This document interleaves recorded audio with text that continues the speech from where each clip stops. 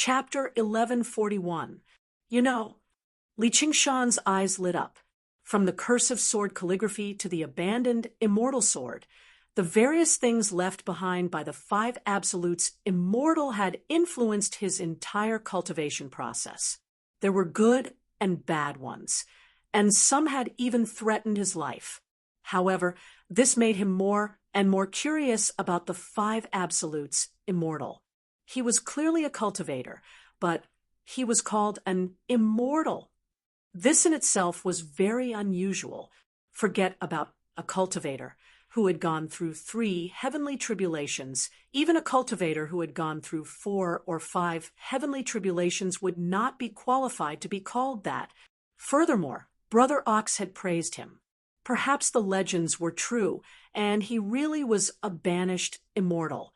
Li Qingshan no longer cared about ordinary treasures, but the treasures left behind by the five absolutes immortal were not ordinary.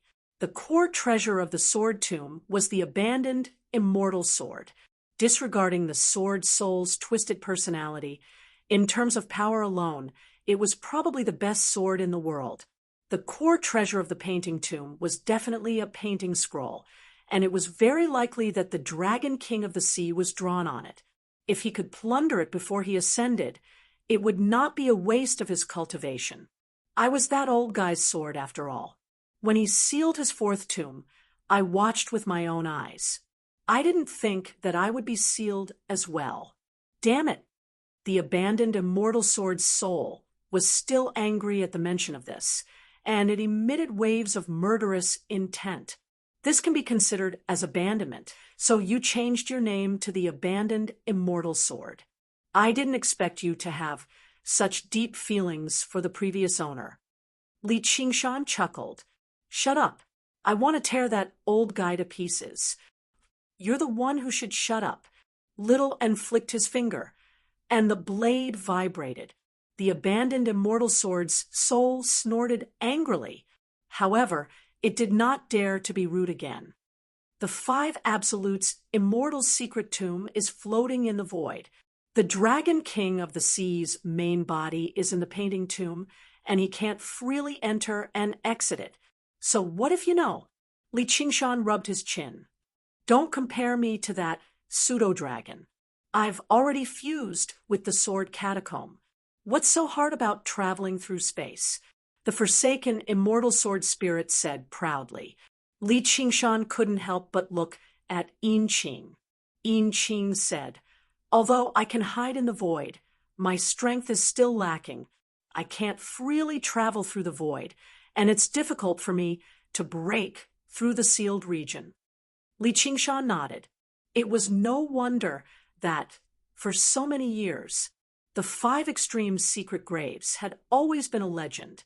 If that was the case, then the forsaken immortal sword was the key to opening the 5 extreme secret graves. All right, I'll trust you this once. You have to swear. Don't sacrifice me, the forsaken immortal sword said. That depends on your performance. If things went smoothly, of course, I will repay you. Otherwise, who can be bound by an oath?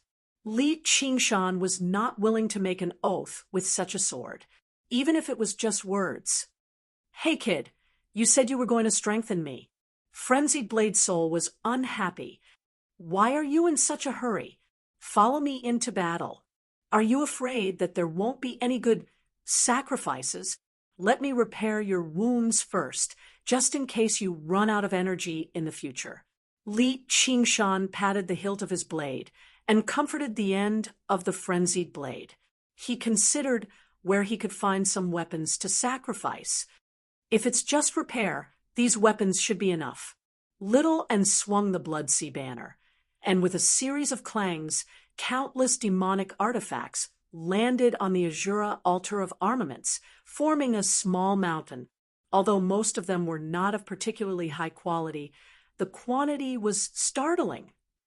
They were the spoils of war she had obtained from powering the Bloodsea banner and devouring the demon folk army. That's enough. Little and was always so timely. Li Qingshan immediately activated the Azura altar of armaments. A streak of red light rushed into the air, and all of the demonic artifacts melted away in the red light. Thick liquid surged out from the center of the Azura altar of armaments. It seemed like molten metal, but it also seemed like a form of energy.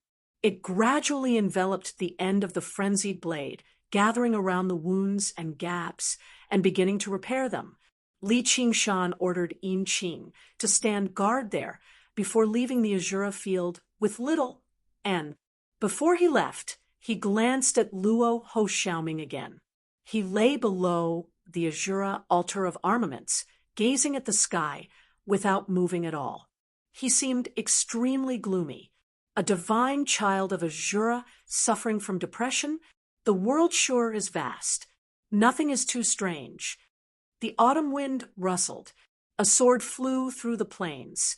The withered grass parted, leaving behind a long trail before suddenly rushing into the sky again. Li Xiaoyao rode his sword as the wind blew against his face. He was filled with delight. Just recently, he had undergone the heavenly tribulation in the Clear River Prefecture and become a Foundation establishment cultivator. The battle on Great Buddha Mountain had already come to an end. Various pieces of information had returned to the Clear River Prefecture, although Li Qingshan had told him to stay away from the Sword Collection Palace. He could not help but go back and take a look. That was the starting point of his dream of becoming a swordsman. There were many loving seniors and juniors there. Now that the situation in the Green Province had stabilized and the Demon Plague and Locust Plague had been suppressed and eliminated, he believed there would not be any danger. Although the Sword Collection Peak no longer hung high in the sky, the surrounding scenery gradually grew familiar. Heaven's Reliance Peak flickered on the horizon. The Sword Collection Palace was already very close. Flying over a mountain on his sword, two familiar figures stood at the top. Their purple and green robes drifted in the wind as they gazed at the Sword Collection Palace from afar. Senior Uncle Fu, Senior Uncle Yu. Li Xiaoyao recognized the two seniors who wielded the 10 renowned swords with a single glance.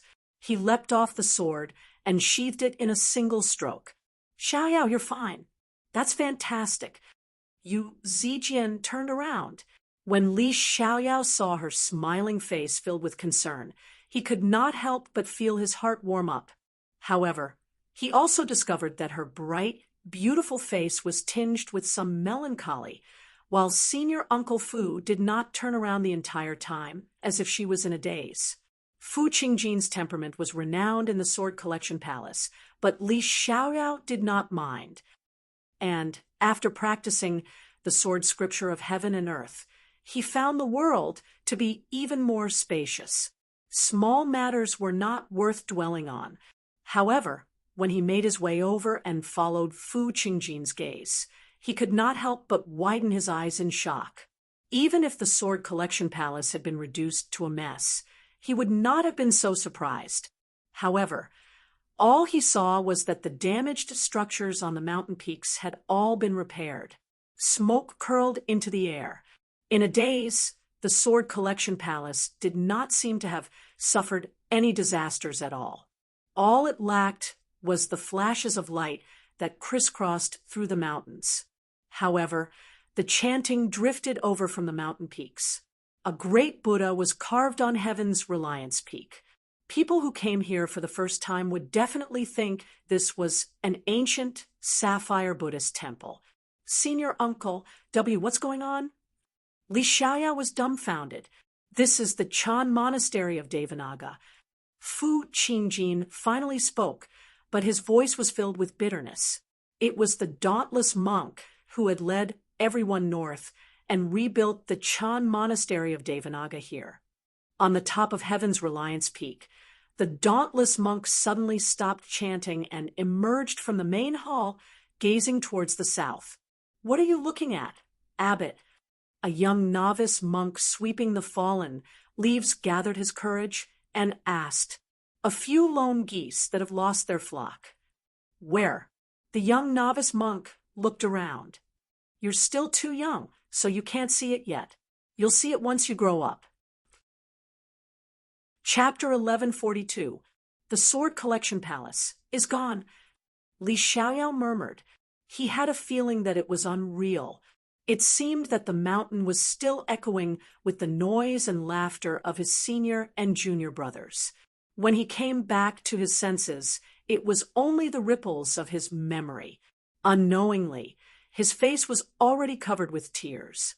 Even if the palace master and the elders colluded with the demon region, many of their companions were innocent. Li Xiaoyao, are you still a disciple of the Sword Collection Palace? Yu Zijian suddenly asked. Yes. Li Xiaoyao answered instinctively. The Sword Collection Palace isn't dead. At the very least, there's still the three of us. Yu Zijian's eyes shone with glistening violet light. Behind her was the afterglow of the setting sun, interweaving into a colorful glow. But under her influence, it was like the rising sun, full of hope. Fu Qingjin and Li Xiaoyao were stunned. What was the point of saying this now? If the Sword Collection Palace had been destroyed by enemies, then so be it. They would naturally be motivated to take revenge and restore the Sword Collection Palace's reputation. However, the reality was that the Sword Collection Palace had colluded with the demon domain and dug their own graves. All of their disciples had died below the Sword Collection Peak. Even the Chan Monastery of Devanaga's actions of taking over the Sword Collection Peak could not be faulted. If they continued to call themselves disciples of the Sword Collection Palace, they would basically be asking to be humiliated. Zijian, everything has a beginning and end. When there's a rising sun, there's a setting sun. The Sword Collection Palace is no different. Why must you be so stubborn? Fu Qingjin sighed gently. All he wanted to do was leave his home and wander the world. Yes, senior uncle. Why don't you return to the Clear River Prefecture and continue cultivating? You can still wield your sword and uphold justice. I was just saying it in passing. I think it's better if I don't become a disciple of the Sword Collection Palace. Li Xiaoyao also shook his head. We can no longer admit that we're disciples of the Sword Collection Palace, but what about our innocent brothers and sisters? He didn't do anything bad. Do I have to be treated as a fool and a bad guy, forever carrying a bad name? Yu Zijian clenched her fists firmly. Her voice trembled as her eyes moistened, but she did not shed any tears. Fu Qingjin shuddered and sighed. He looked at Yu Zijian deeply. With her gentle nature, the pain she felt must have been much deeper than theirs. Sigh unknowingly. You've become stronger than I am. Li Xiaoyao was also speechless. His face was full of shame. Yu Zijian shook her head and said apologetically, Sorry, I shouldn't have said something like that. I've made things difficult for you, but I really can't just leave like this. Senior Fu, thank you for taking care of me all these years. There was also Xiaoyao. You've cultivated bitterly for so many years and finally survived the heavenly tribulation. It's time for you to be free and unfettered. Otherwise, it would be a waste of its name. His smile vanished in a flash before becoming determined again. He gazed at heaven's leaning peak in the distance. I'll pay for the sins that the Sword Collection Palace has committed. Fu Qingjin and Li Xiao looked at her back from afar. Her thin shoulders seemed to bear all the sins and notoriety, a burden that did not belong to her. They could not help but look at each other. Fu Qingjin let out a long sigh. Zijian, oh Zijian.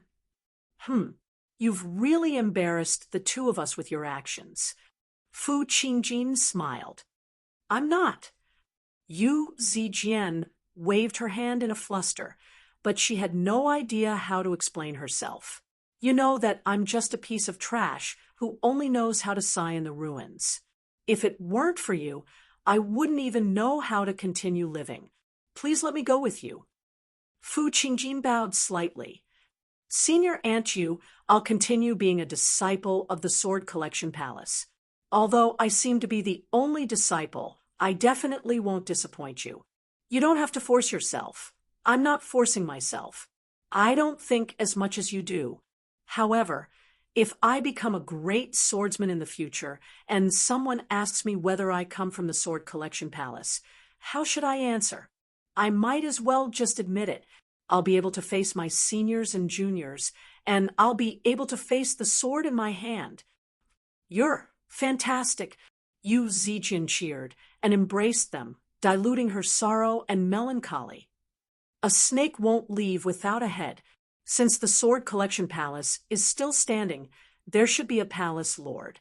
Fu Qingjin smiled. Yeah, although there's only a single disciple, there still needs to be a palace lord. Li Xiaoyao looked at Yu Zijian with a smile. Yu Zijian hesitated. All right, I'll be the palace lord. As a result, the position of the palace lord who had once shaken up the Green Province was decided in a few words. Greetings, palace lord. Fu Qingjin and Li Xiaoyao bowed towards her together. They were both serious, without the slightest disrespect. Yu Zijian wanted to dodge instinctively, but she still stood firmly and accepted it rather uncomfortably. Palace Lord, if we want to rebuild the Sword Collection Palace, we'll probably have to find another land of spiritual energy. Fortunately, there's plenty of empty land in the Green Province now, so it won't be difficult to find, said Li Xiaoyao. I know a few suitable places. We can investigate them, said Fu Qingjin. No, let's go to Heaven's Leaning Peak first. Yu Zijian pointed at the mountains in the distance. Li Xiaoyao was taken aback. Why were they going to Heaven's Leaning Peak at a time like this? Were they going to take back Heaven's Leaning Peak from the monks?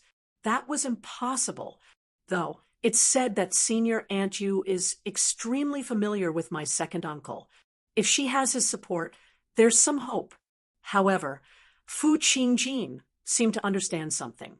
The dauntless monk turned around and said to the young monk, "Pass down my orders.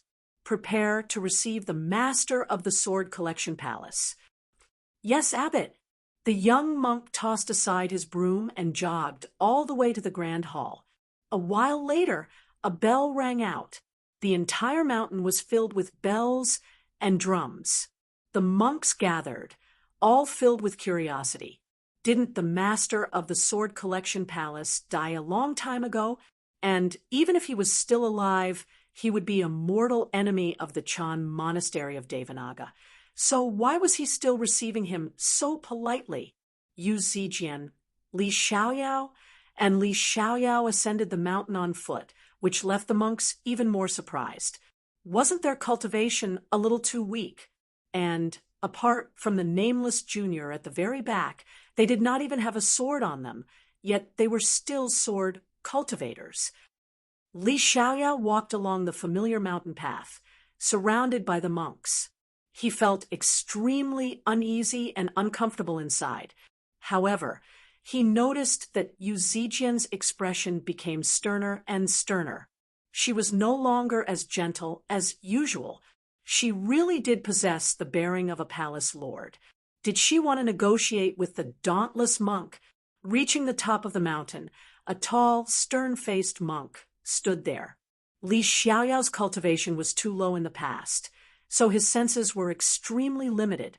Only now did he understand what a great cultivator was like. Their bearing was basically like a mountain. He could not help but hold his breath. Then he thought about how his second uncle had glared at him. He thought about how this monk could not be even more powerful, which was why he relaxed slightly. However, the thought of returning the Heaven's Leaning Peak had vanished. Master of the Sword Collection Palace, Yu Zijian, along with Elder Fu Qingjin and disciple Li Xiaoyao, greets the dauntless abbot. Please come into the hall, Palace Lord. The dauntless monk looked at her in some surprise and gave her sufficient politeness. However, Yu Zijian turned him down, expressing that she was not a guest. Afterwards, she publicly apologized to the Chan Monastery of Devanaga as the master of the Sword Collection Palace. She also handed over all the mountains, including the heaven's leaning peak, to the Chan monastery of Devanaga as compensation. The sun set and the sunlight dispersed. Afterwards, it was a long night. Chapter 1144. Li Qingshan lazily lay on a banyan leaf that was as wide as a boat. The autumn sun shone on his belly, making him feel slightly tipsy. Of course, the hundreds of jars of wine he drank might be the main culprit, but what did it matter? A gentle breeze blew, making him feel comfortable. Qingshan, you have been lying here for 10 days. The banyan tree king's voice echoed in the cloud-like canopy. Please raise it a little higher. Okay, that's it. Li Qingshan changed the angle of the banyan leaf to make it easier for him to bask in the sun. Suddenly, he realized the banyan tree king's words. He tilted his head and said, 10 days? Is it that long? Ha! It seems like I just drank my first cup. As he spoke, he grabbed a wine jar and gulped it down. With a casual toss, the wine jar disappeared into a cloud mountain in the sky. Then he lay down comfortably and burped. In a half-singing and half-singing manner, he said, drinking and singing, life is short. How can I solve my worries? Only do calm. Humph! I didn't expect the legendary demon king of the North Moon to be so decadent. There was a flash of white light in the depths of the mountain, descending from the sky and hovering above the canopy. It turned into a woman in white. Her skin was as white as milk, and her beautiful face gave off a sense of holiness. She looked down at Li Qingshan from above, but the most eye-catching part about her was the pair of pure white wings on her back. Angel? Li Qingshan was confused. Oh, mutant! He vaguely recalled this race. The word mutant made the woman in white frown. She corrected, it's a god. You must be crazy. Li Qingshan laughed loudly, the canopy swaying. The woman's expression changed. She actually felt a majestic pressure from this laughter. This Li Qingshan really lived up to his reputation. She was a little more respectful. I am Bai Jia from the Cloud God Nation. I am the Golden Deacon of the palace. I am here on the orders of my king to invite you to the God Nation. What is your name? Li Qingshan was stunned. Bai Jia, the woman proudly repeated. Good name. The corners of Li Qingshan's mouth curled up slightly as he scrutinized Bai Jia from head to toe. Bai Jia felt inexplicably unhappy, but she suppressed the disgust in her heart and said, Please come with me. I'm not going, Li Qingshan said. You actually refused? This is an invitation from the city amongst the clouds. Do you know how many people want to ascend to the city amongst the clouds, but are unable to? Bai Jia said in disbelief. Go away, you're blocking me from the sun. Li Qingshan waved his hand impatiently. Okay, I hope you won't regret it. Bai Jia turned into a white light and disappeared into the horizon. Li Qingshan watched them leave as he drank. Why did you refuse? Asked the banyan tree king. Stop pretending. Can't you feel it? Li Qingshan suddenly had a flash of inspiration. A big banyan tree pretending to be strong. Ha ha ha. After grasping the spirit turtle transformation and comprehending the laws of the world, his senses had become sharper and sharper. The invitation this time was not out of the hospitality of the minority brothers. There was clearly hidden danger. Because of this, you shouldn't have refused, said the banyan tree king.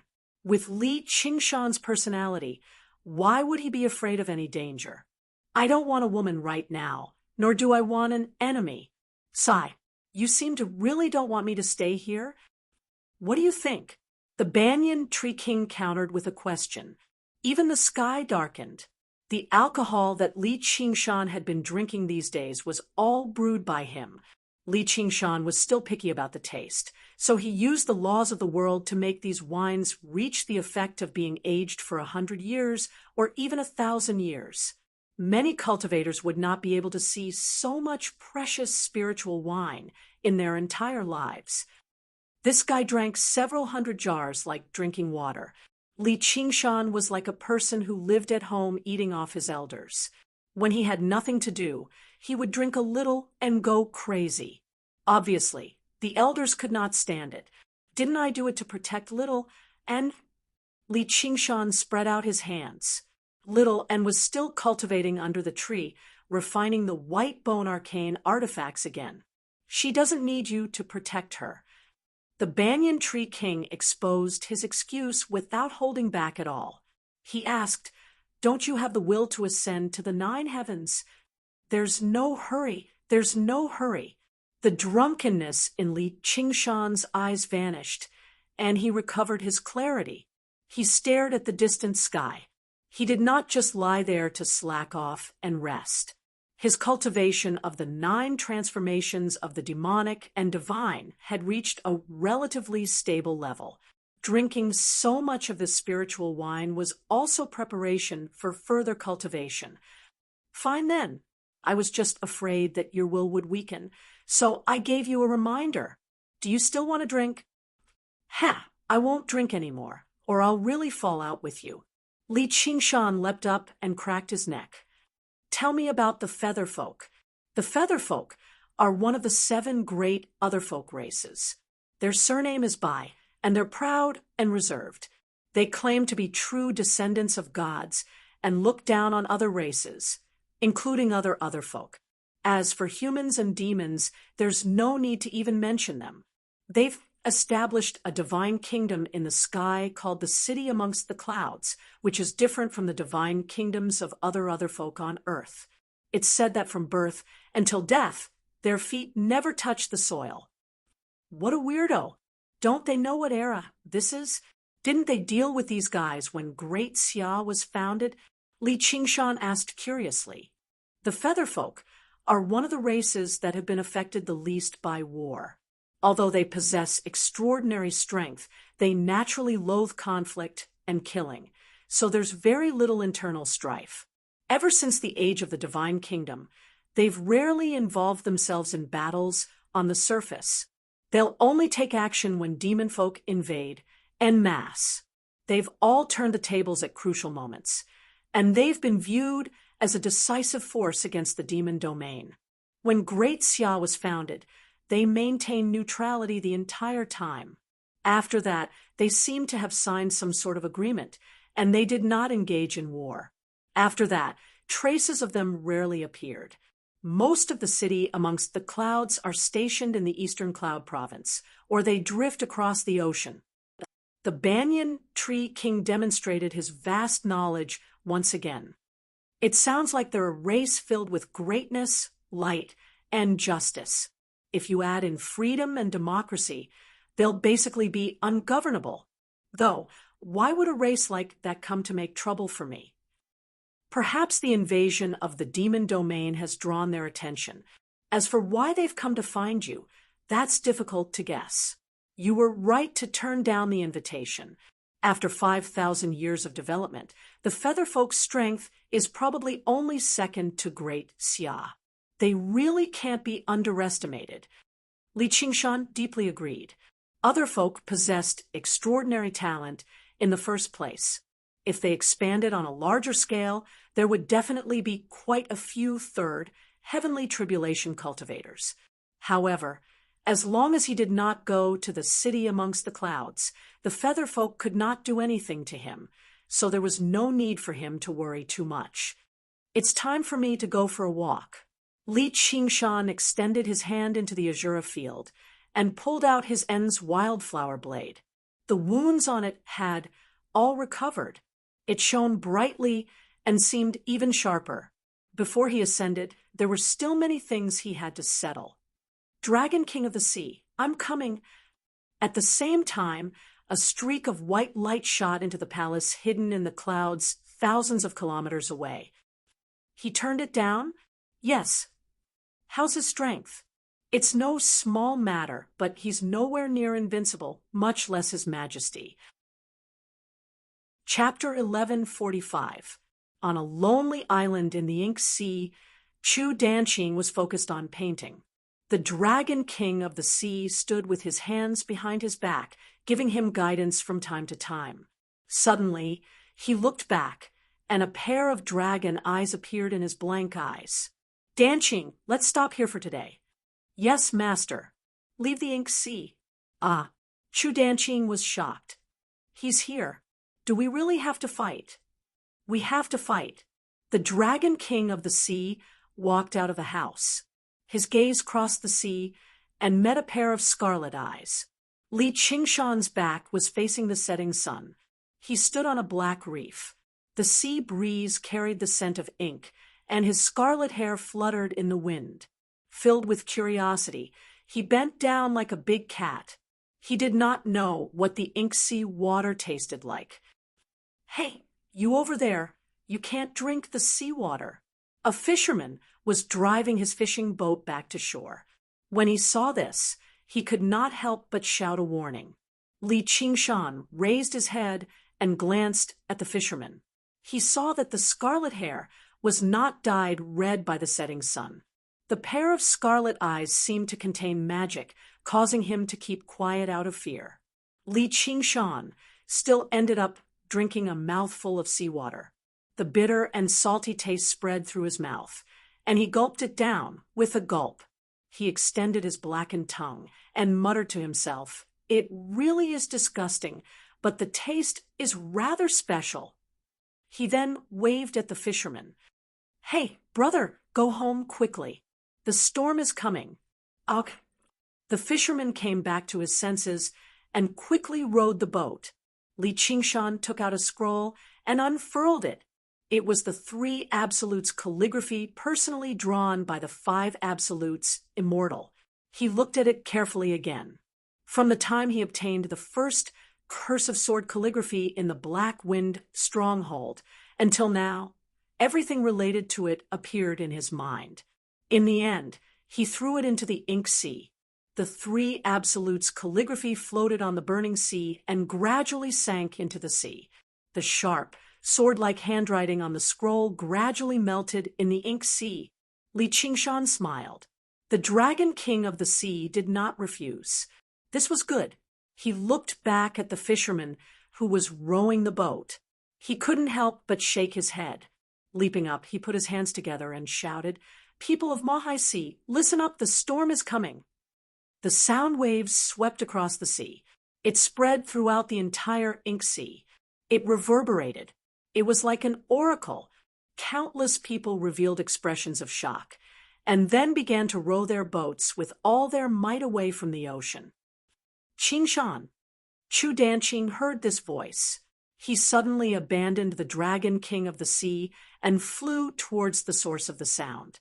Not long after he left the small island, a dragon's roar resounded behind him. The island was engulfed by the raging waves. A majestic black dragon was entrenched on the island, its sharp dragon claws gripping the mountain rocks. Its huge body was faintly discernible in the huge waves. It raised its head and roared as if it was responding to Li Qingshan. Sigh. Chu Danqing frowned and let out a long sigh. He increased his speed, but the churning of the seawater below was already spreading towards the shore at an even faster speed. The sky quickly darkened. The multicolored light dimmed and disappeared. The sky was dark and gloomy. A huge wave slammed against the black reef. The splashing waves landed on Li Qingshan's face. His emotions were like the sea in front of him, faintly beginning to churn. A black dot flew over from the sea. Li Qingshan waved his hand. "Danqing, long time no see." "Qingshan, don't fight. I'm begging you." Chu Danqing landed in front of the black. Qingshan grabbed his shoulder and said while panting, "The disciple of the Dragon King of the Sea should not be begging others so easily." Li Qingshan was still smiling, his fighting spirit burning even more fiercely. "I'm not only doing this for my master, but also for my friends. I don't want to see anything happen to either of you." Chu Danqing tried to persuade him. No one will die.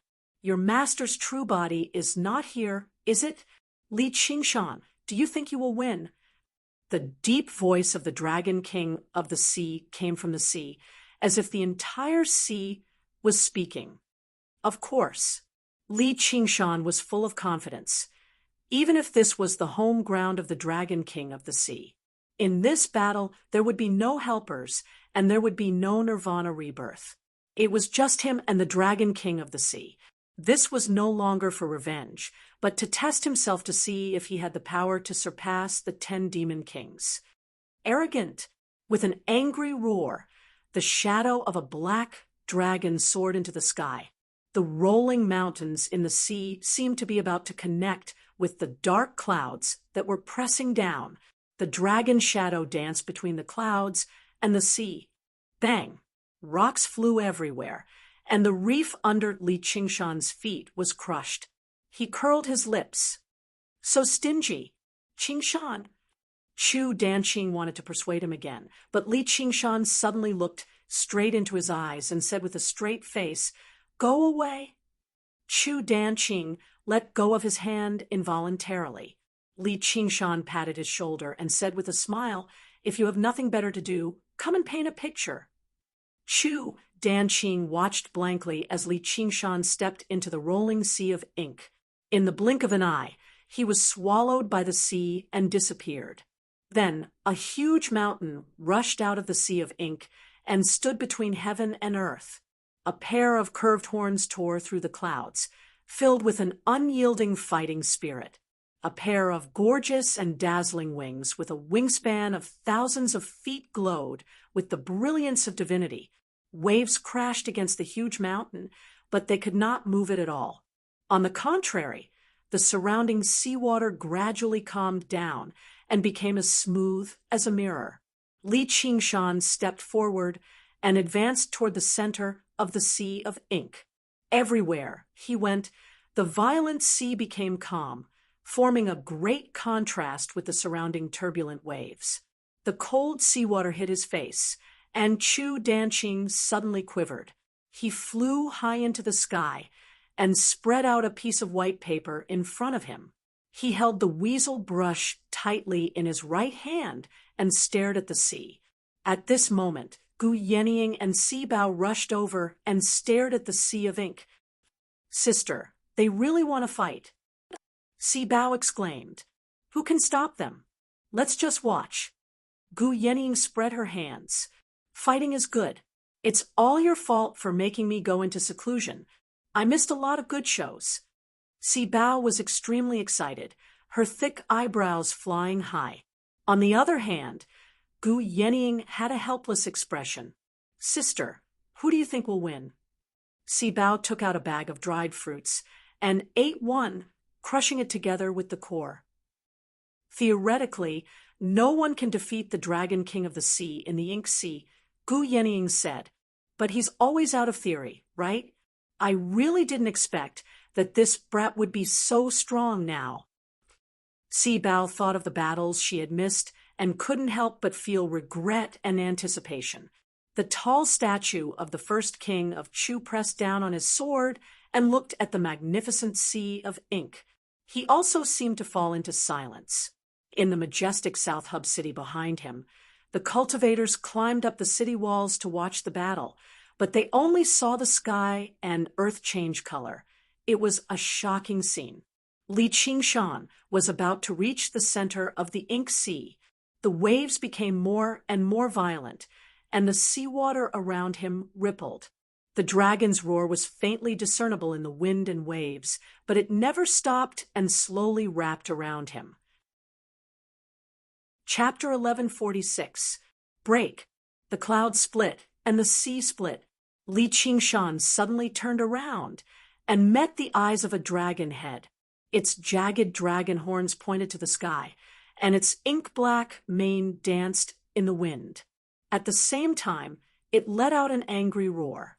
The tiger's roar and dragon's roar shook the entire ink sea.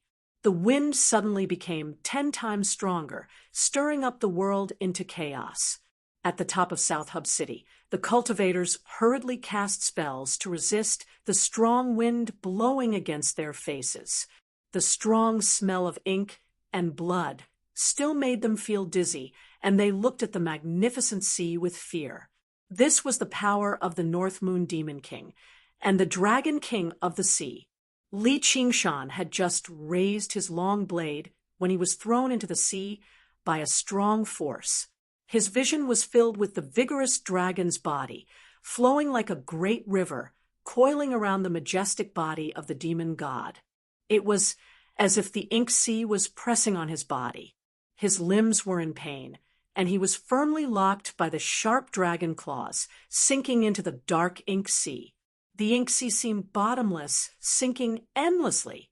He heard the deep voice of the Dragon King of the Sea mixed with the dragon's roar. Li Qingshan, this is the biggest mistake you've made in your life. Maybe the victory at Great Buddha Mountain made you arrogant, and this will be your burial ground.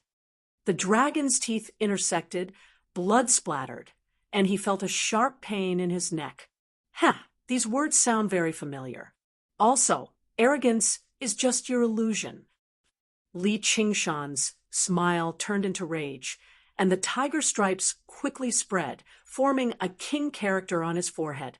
The dragon's claws and teeth pierced deeper and deeper into his body, and the pain was like pouring oil on fire, turning his rage into rage. The wings of the wind god suddenly expanded, breaking the water for 1,000 miles. Bang! A red tiger leaped out of the ink sea, and its long tail curled around the long blade. It quickly swept across the surface of the sea and slashed the dragon's body. Wherever the blade passed, huge, arc-shaped waves, thousands of feet high, appeared on the surface of the sea, like a curtain rising into the sky, covering the dragon and tiger. The curtain rose and fell. The Dragon King was cut in half, and the red tiger broke free, proudly standing between heaven and earth. Good, strong. Sibao was dazzled. Although she was a princess and had experienced hundreds of battles, a battle of this level was simply unheard of. Forget about the Dragon King of the Sea. What shocked her even more was that Li Qingshan did not seem to be at a disadvantage in such an absolutely disadvantageous situation. Instead, he seemed to be winning. This is just the beginning. Gu Yenying said, if that was all the Dragon King in the Ink Sea was capable of, then he would not be able to do anything. Then she wouldn't have come to watch this battle at all. Indeed, when the two halves of the Dragon King of the Sea fell into the sea, they turned into two giant dragons and soared into the sky. They were no smaller than they were just now. They spiraled and flew toward Li Qingshan. Li Qingshan's figure turned, and the saber light was like a wheel. A huge ring-shaped wave was set off in the sea. The Dragon King of the Sea was cut in half again, but in the blink of an eye, he turned into 4 giant dragons. Not only did his aura not weaken, but it also increased. Saber lights tore through the pitch-black sky like lightning, cutting the Dragon King of the Sea again and again. However, the dragon shadows between the sea and the sky increased. They surrounded Li Qingshan as if he was in a deep quagmire. The more he struggled, the deeper he sank. How can he win? Sibao's heart trembled. She could not distinguish the true form of the Dragon King of the Sea. Or perhaps there was no such thing as true form. The Ink Sea was the Dragon King. The Dragon King was the Ink Sea. If the Ink Sea did not die, the Dragon King would not die. It can only be considered a neutral game. Girl, watch carefully. This might be your family's greatest enemy, Gu Yenying said. My family's greatest enemy? Sibao raised her eyebrows and exhaled again. She said disapprovingly, I don't want to become enemies with him for some random plan. Gu Yenying smiled and patted her head. Her pair of eagle eyes were still the same, piercing through the barrier of the storm and the waves, staring at the depths of the Ink Sea. Li Qingshan, at this stage, do you still think you can win? The 100 ink dragons spoke at the same time. The sea of clouds that had been torn apart closed again, condensing into an even thicker and gloomier cloud mountain. Becoming one with the entire ink sea is indeed an impressive move. If you did not ask such a stupid question, I would be even more impressed. Li Qingshan spread his arms, as if he wanted to embrace the entire sea and sky. Come. The dragon roar resounded through the sky and sea. The clouds fell, and the sea churned. It was as if the world was toppling over, wanting to crush Li Qingshan into pieces. Looking around, the 100 giant dragons charged over together. Li Qingshan leaped up, demonic energy bursting forth, battle demon possession. Dazzling saber light, a madman at the end of his road. The flow of time seemed to slow down. Every movement was so clear that it was as if it was frozen. Raising his hand, raising his eyebrows, spinning, swinging his saber, the wind blew. The tiger demon danced wildly. In a daze, Li Qingshan vanished, turning into a storm that blazed like fire, flickering with sharpness like a sharp blade. The whistling wind was like a war song, ripping apart the clouds, the sea of ink, and the colossal dragon. Ha ha! You think you can defeat me with just numbers? If you are the ink sea, then I will crush the entire ink sea. The Crimson Storm went on a rampage. No matter how many incarnations the Dragon King of the sea turned into, they could do nothing to him. For a moment, a black rainstorm fell from the sky, dispersed by the storm, and the ink sea swayed. The Dragon King of the sea was silent. Unknowingly, he had already become so powerful. Finally, it's time to decide the victor, Gu Yenying muttered to herself. The many dragon shadows gathered into one again, staring at the crimson storm. 1,000 years entering the painting. With the deep voice of the Dragon King of the sea, the storm, the sea, the clouds, and the rainstorm froze in an instant. All the colors disappeared. All the sounds faded, leaving only the silence of black and white like a magnificent painting. Shu Danqing's body was drenched by the rainstorm. His right hand grasped the weasel bristle brush tightly, staring at the churning sea, but did not descend. He was concerned about both sides, and he did not want to see either side lose. His heart was full of contradictions and conflicts. At this moment, his eyes suddenly lit up, and jade blood spurted out. He no longer had any anxiety, and only a painting was left in his heart. Li Qingshan was dazed for a moment, and found that he had returned to his human form. He looked at his right hand, which was covered in thick black ink, as if it was painted by an extremely skilled painter, vivid and lifelike.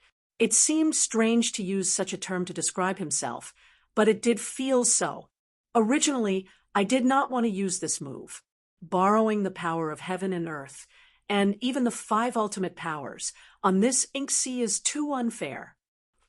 The Dragon King of Ink Sea, or rather, Emo Wuhan, walked over. Black ripples spread out under his feet, from deep to shallow. It was extremely mysterious. His figure kept changing between a human and a dragon, but it gave off a natural feeling. However, Li Qingshan felt like he was completely isolated from heaven and earth, unable to absorb any spiritual chi of heaven and earth. He could not even feel the existence of the earth.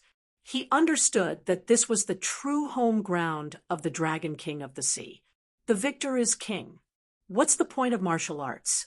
You speak as if you have already won. Chapter 1147. Heaven and earth were silent. The sound of wind, rain, and waves all merged into the painting. What was constantly changing was the ink-colored man and dragon. Between the movements, there were long traces of ink, and the speed was extremely fast. 2 vigorous and elegant ink traces crisscrossed back and forth, sometimes joining and sometimes separating faster and faster. In the end, they seemed to be entangled together, forming a whirlpool that spun rapidly, and the picture scroll was chaotic. Everyone was watching this shocking battle. Only Chu Danqing was focused on the painting in front of him. Blood flowed from his wrist to the tip of the brush, galloping in the painting. Green blood of vermilion, blood turned into ink. His face gradually paled, and his spirit became more vigorous with some fanaticism. He threw everything in the world to the back of his mind, and only focused on the painting in front of him. Gu Yenying also looked back in surprise, then turned back to continue watching the battle. After an unknown period of time, there was a sudden crack. It was very soft but very clear, as if it rang in everyone's heart, breaking the silence between the sea and the sky. A figure fell from the sky and landed in the ink sea with a plop, then slowly floated up. It was Li Qingshan. His eyes were tightly shut, and he floated motionlessly on the surface of the sea. His long scarlet hair spread out, and one of his left legs and one of his right arms had disappeared. His body was riddled with wounds, but the wounds weren't filled with fresh blood, but with black ink. Gu Yenying heaved a sigh of relief, but it turned into a sigh. The winner has been decided. He died in battle? Si Bao was in disbelief. Gu Yenying shook her head. He won. Li Qingshan suddenly opened his eyes and looked up at the sky quietly. A smile appeared on his lips. Dragon King, you lost. Before he finished speaking, there was a cacophony of cracking sounds, which turned from soft to booming, echoing throughout the ink sea. The painting gradually collapsed and fell into the sea. Color returned to heaven and earth. It was the last ray of sunset. All the spectators were in a trance. It turned out that the battle had only lasted for such a short time. Emo Wuhan suddenly appeared again, standing on the sea. He was only a few feet away from Li Qingshan's head. He looked down at him. What, do you still want to fight? Li Qingshan raised his head and stared at him. The spiritual energy of heaven and earth surged into his body, and the divine power of the earth gave him an endless source of power. The flames of the phoenix burned. He removed the black stain and healed his injuries, even the broken limbs, reborn in the curl of the flames. A Thousand Autumns painting is indeed an extremely powerful move, especially in this ink sea. However, you're still no match for my fist. Li Qingshan raised his new right fist in the flames. The power of vibration was indeed very good at restraining such methods. The ending flower blade made a soft sound. Yes, there's still a blade. The Dragon King of the Sea did not say a word, nor did he make a move. He was well aware of one thing. Even if he had the entire ink sea to rely on, he would not be able to crush Li Qingshan.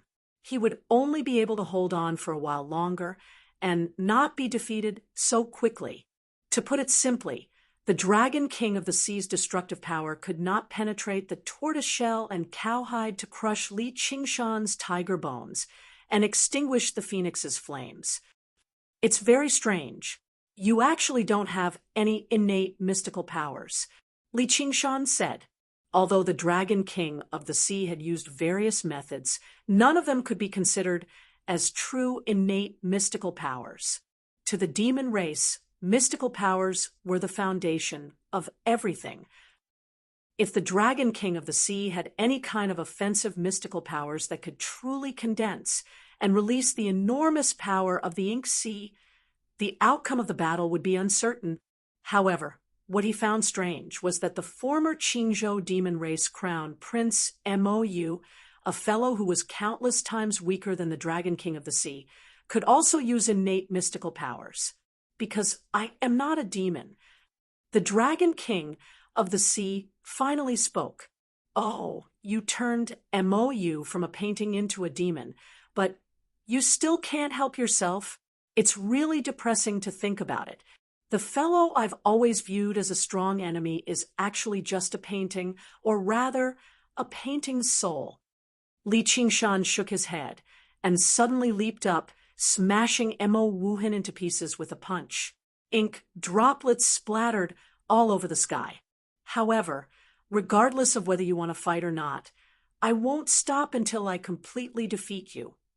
Mo Wuhan's figure condensed in the distant sky again, nodding slightly at Li Qingshan. If he were to stop just like that, that would be the greatest insult. However, it was not his style to be entangled blindly, knowing that he was no match for Mo Wuhan. The dragon eyes in his eyes dispersed and became blank again.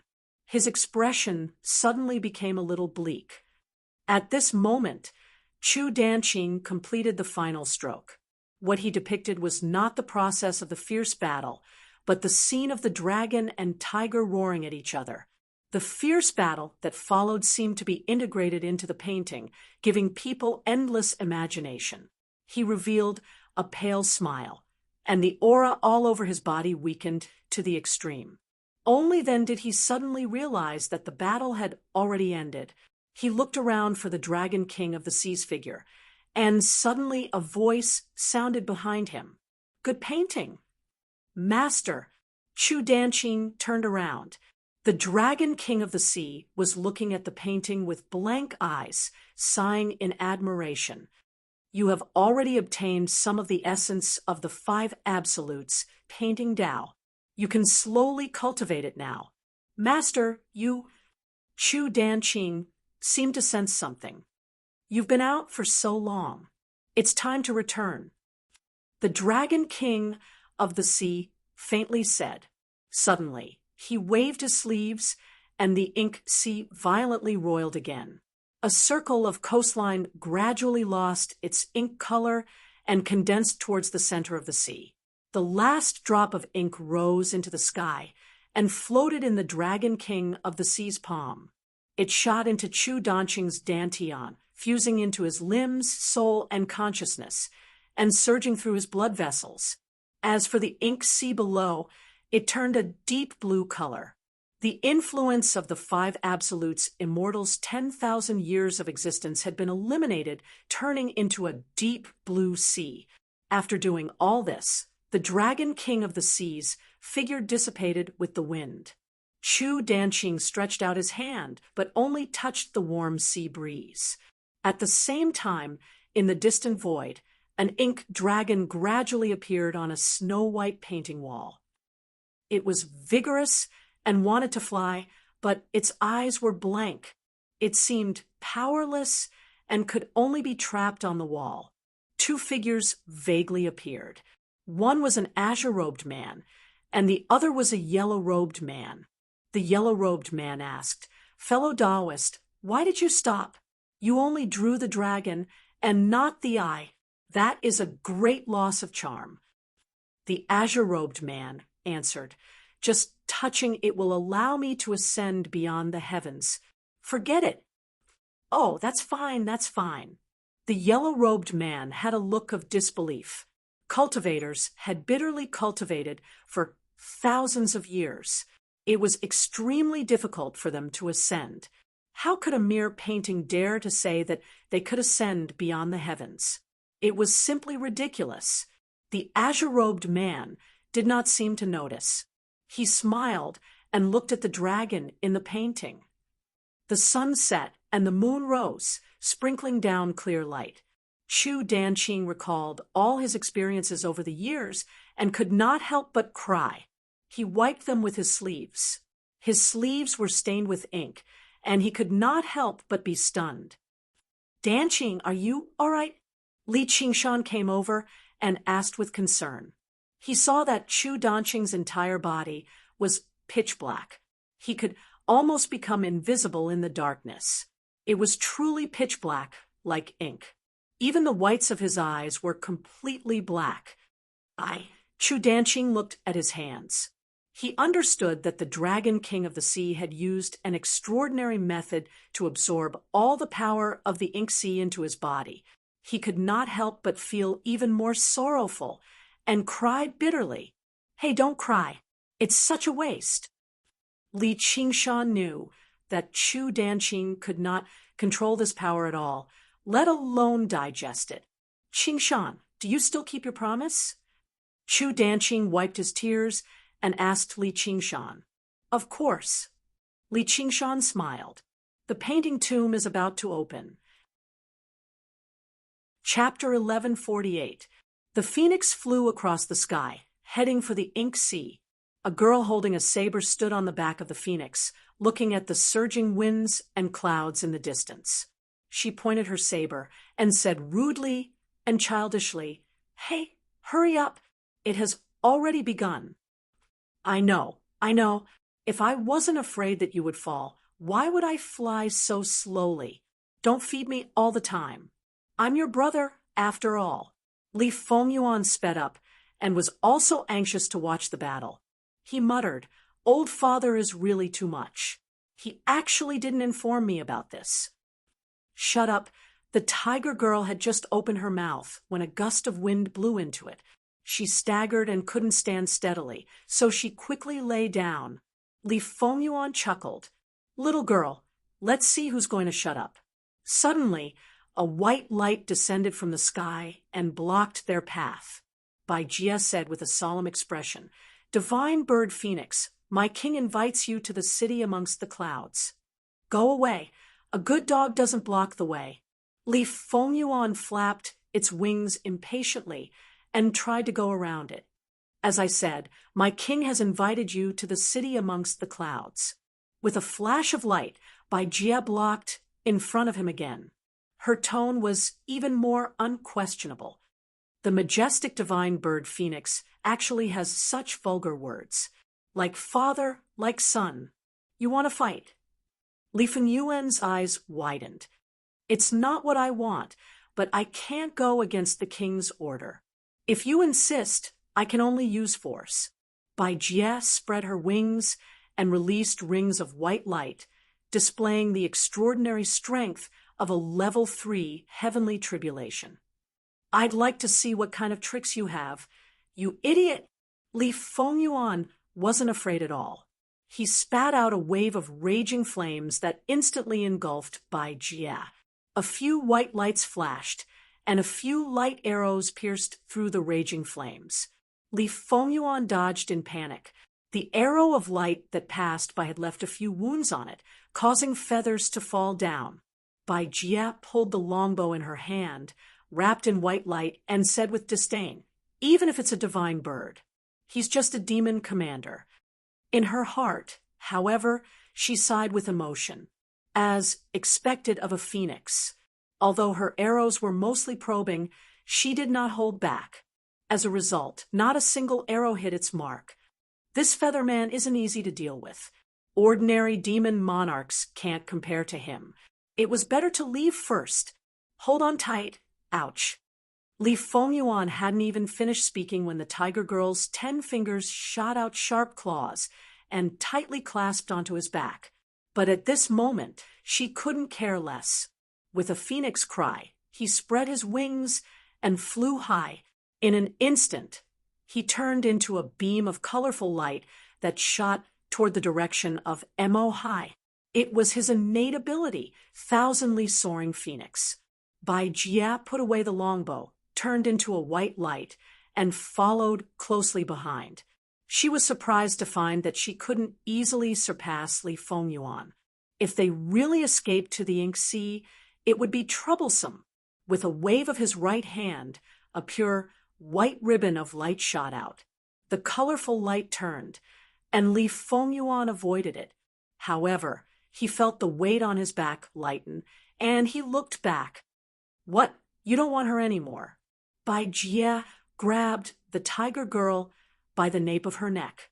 The tiger girl roared and bared her fangs and claws, but how could she do anything to such a powerhouse?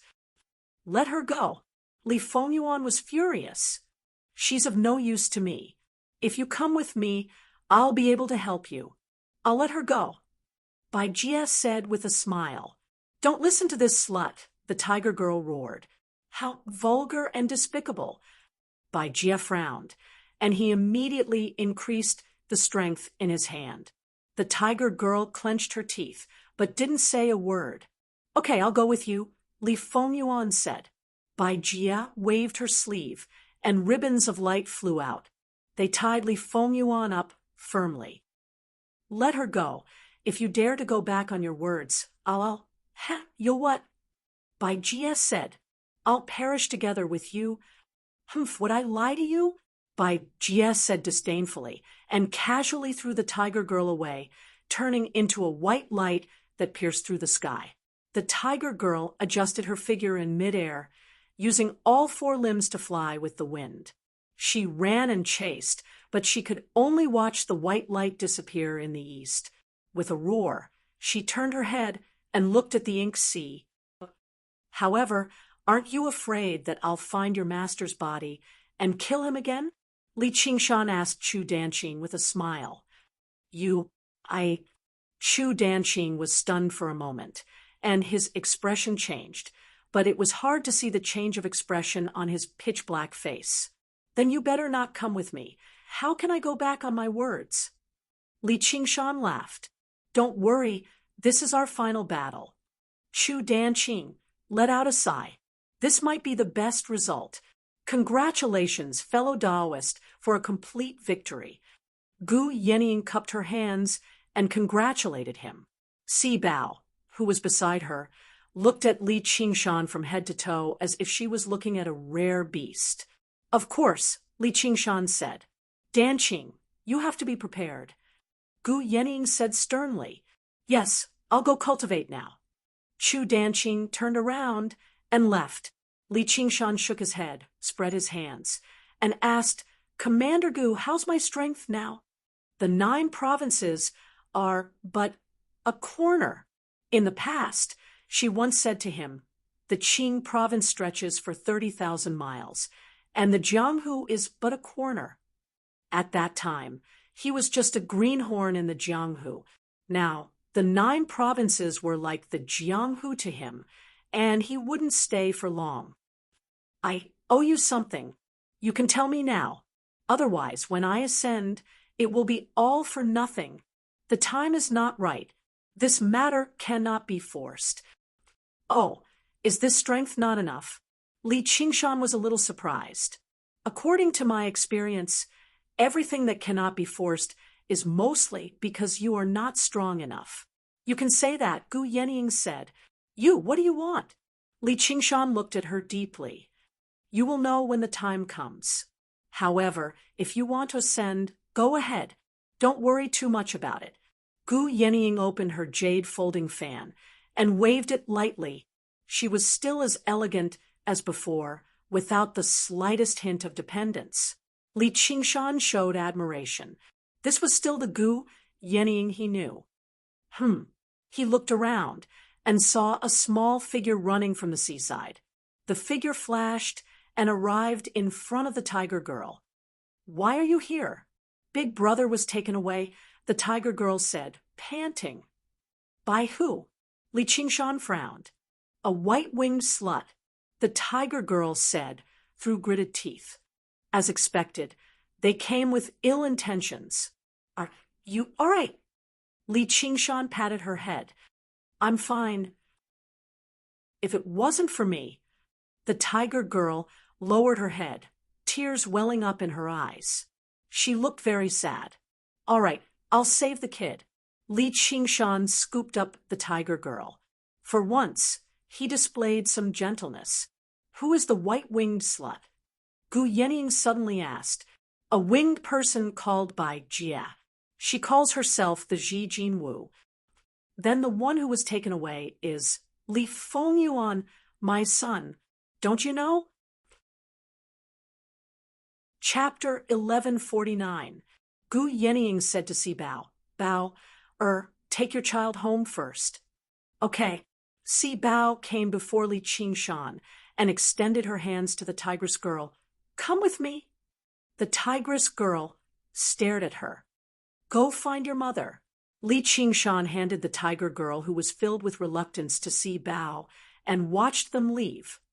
Let's talk somewhere else. Gu Yening said. Where to? Li Qingshan furrowed his brows as if a storm was gathering.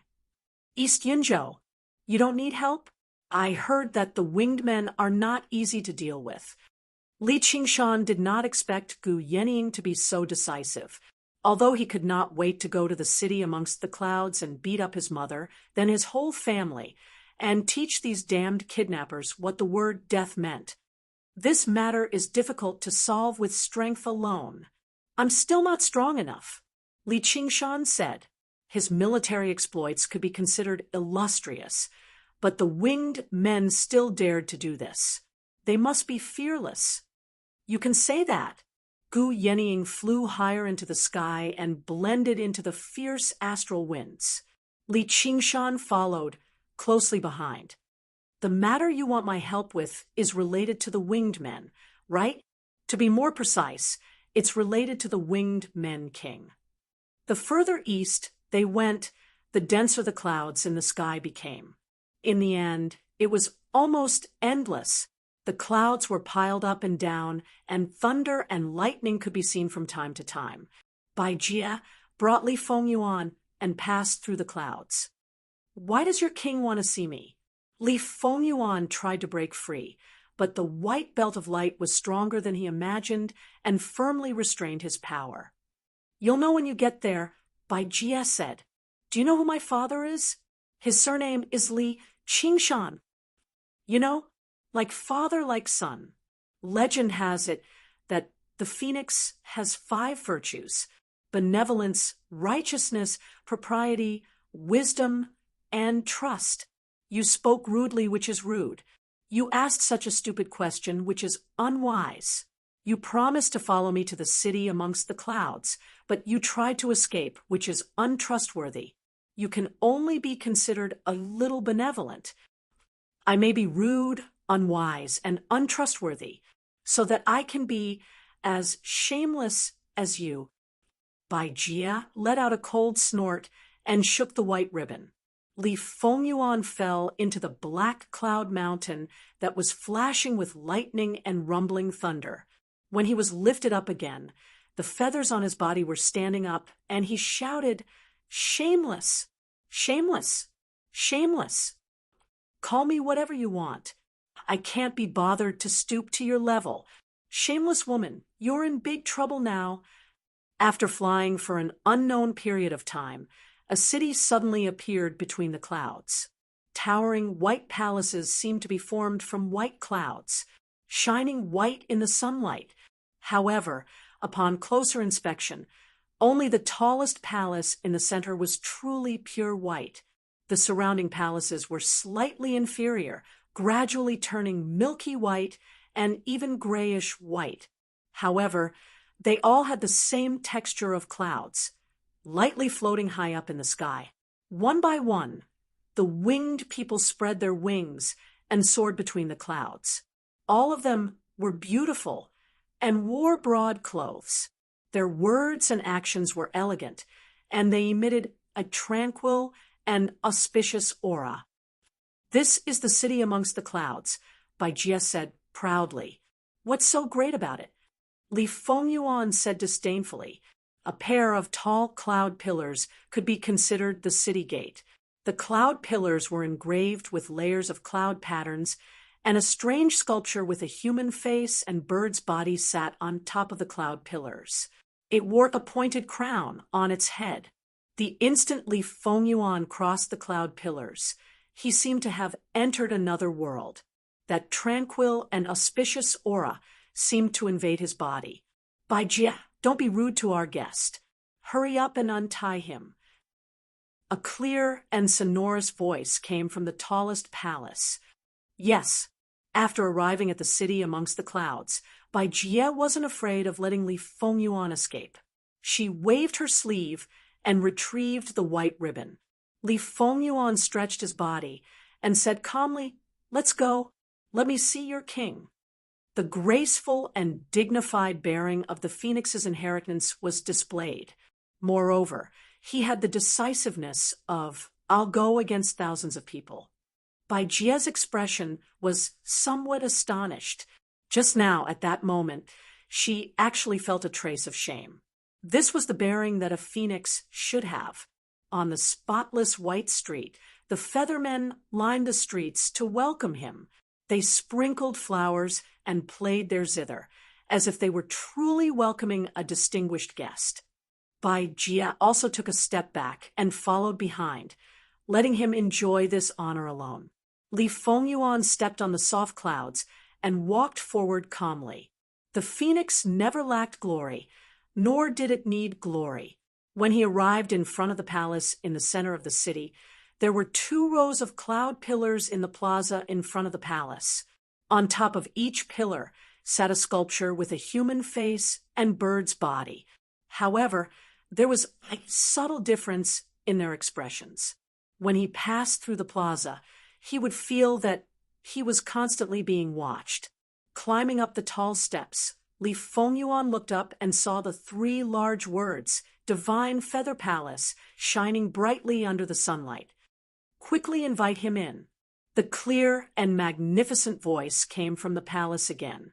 Li Fengyuan acted as if he didn't hear it. He looked left and right and admired the carvings on the palace gate.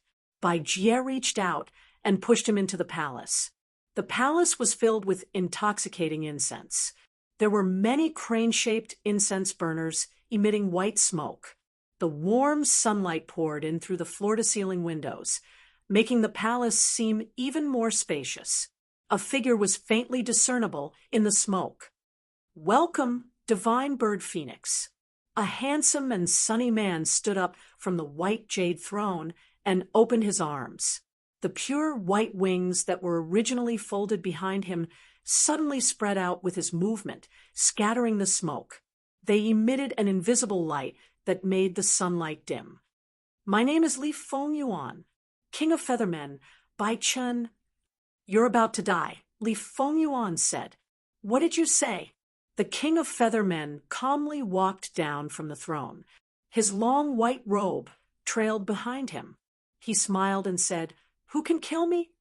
Whether it was power or influence, he was at the top of this world. "Time," Li Fengyuan said. "Oh." The King of Feathermen lowered his eyes.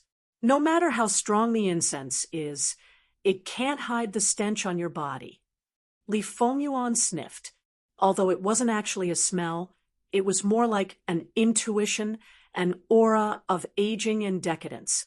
Maintaining a youthful appearance is just deceiving yourself, not to mention that pretentious tone of voice.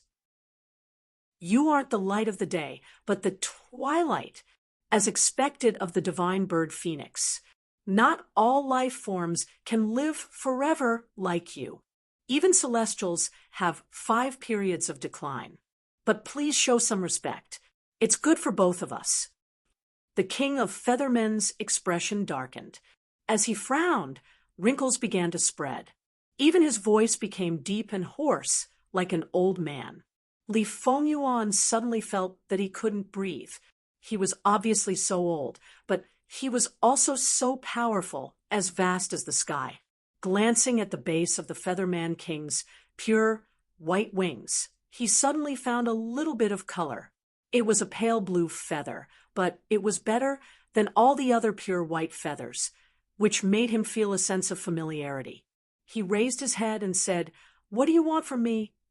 "Time." Chapter 1150. What I'm searching for is a feather. The light of hope shone in Gu Yenying's eyes. Li Qingshan thought back. In the battle against the Corpse King on Burial Mound Mountain, you once used a feather to make space extremely fragile, which was how I managed to kill the Corpse King successfully. That was a feather of a space-splitting bird. Although it's extremely rare, it's not particularly difficult to obtain. Yeah, with the protector hawk god taking action, what can't we obtain? As a father, he's not as benevolent as you. Gu Yenying smiled. The gentle way he carried the tiger girl had truly taken her by surprise. What's wrong with that? Heartless might not necessarily be a true hero. How can a man not pity his child? Li Qingshan said. After all, she was his own flesh and blood. How could he not feel anything? Since he had feelings, there was no need to pretend. Heartless might not necessarily be a true hero. How can a man not pity his child? Gu Yening repeated. Unfortunately, that's not the case in the cultivation community. Everyone uses their feelings as a burden. There are countless people who want to become heartless and emotionless. Like you, I'm not. In the eyes of the world, you're actually very heartless. That's true. The two of them were speechless for a moment. They flew through the boundless sky again, passing through countless clouds and mountains. We're almost there, Gu Yening said. The city amongst the clouds. Li Qingshan gazed into the distance.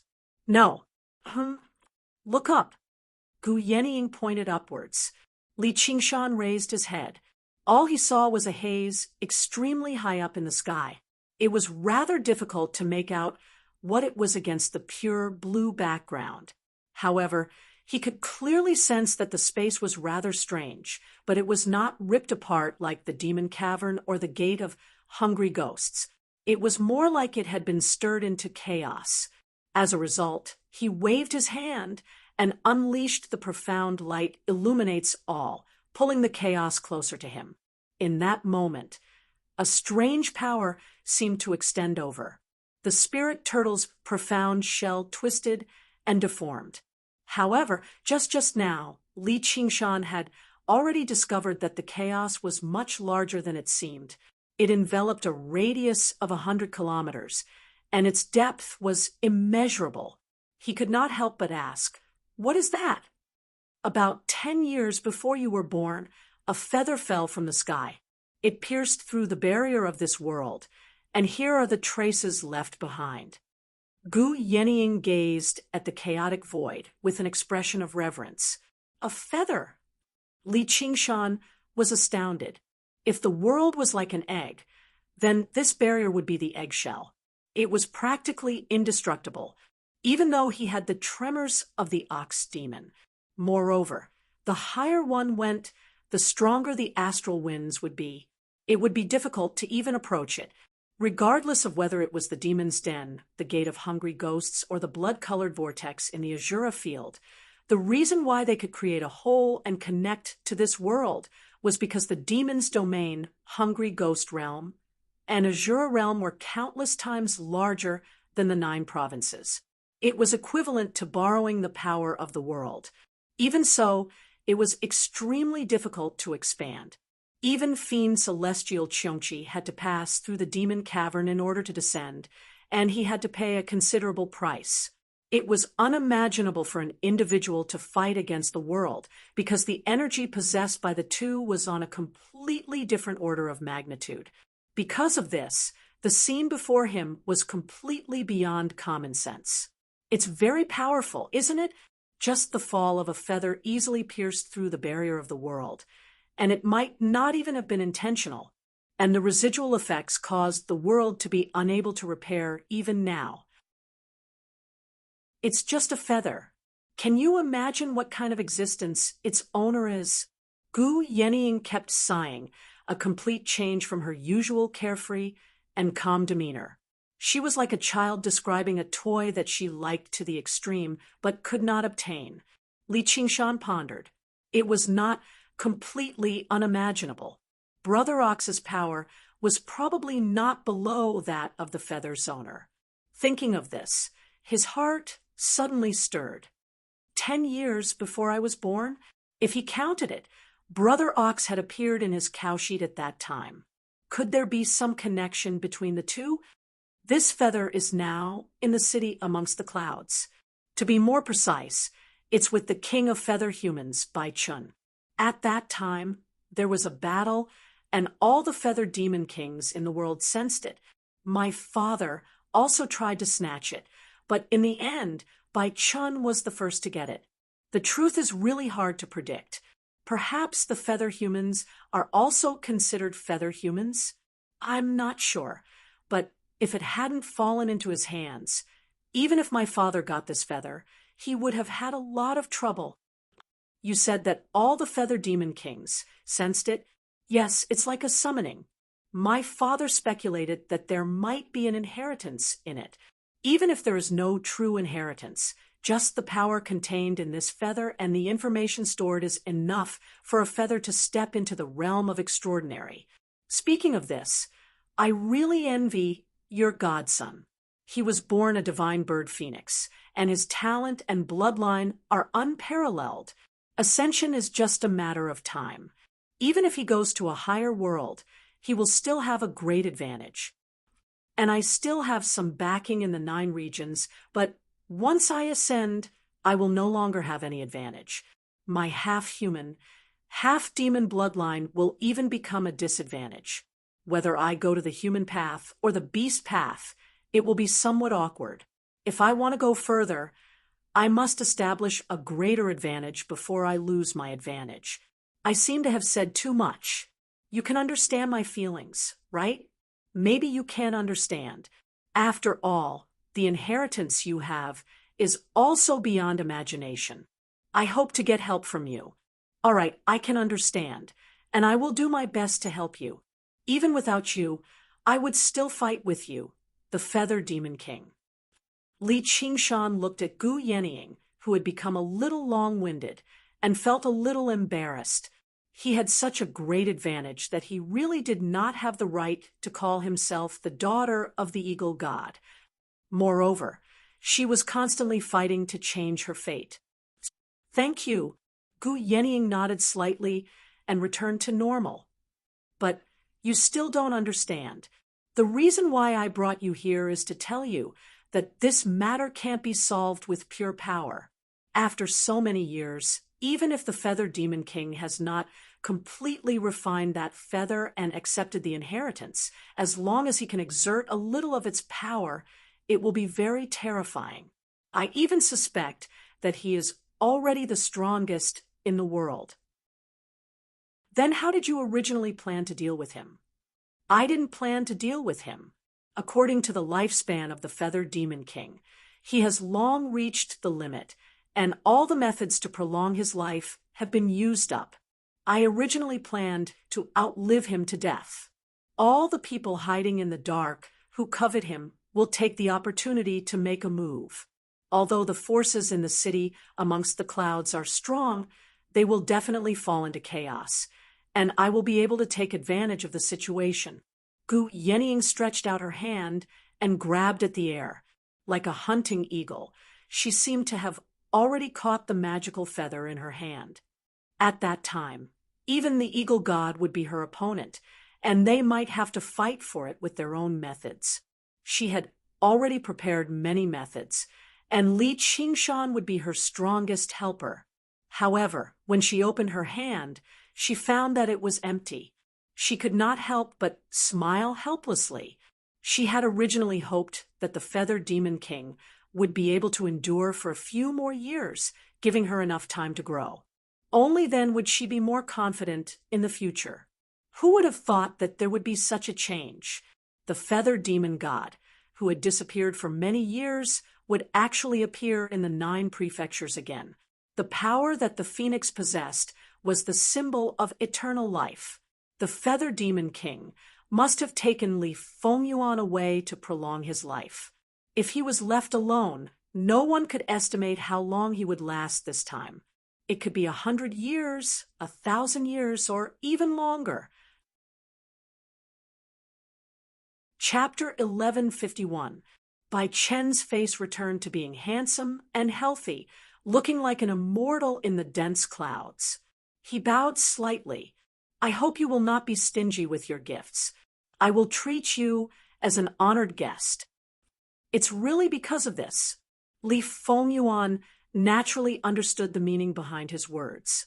If he refused to cooperate, then he could only become a prisoner. This was also the main reason why his second father refused to let him leave Firemelt Mountain. His phoenix bloodline had always been the most precious heavenly resource. There was no cultivator who would find their lifespan too long. He took a step back and spread open his arms, forming a pair of brilliant wings. His entire body swirled with brilliance, and raging divine flames illuminated the entire divine feather palace. Make your move, winged human king. How unwise. Don't you understand that you're no match for me? Bai Chun was a little angry.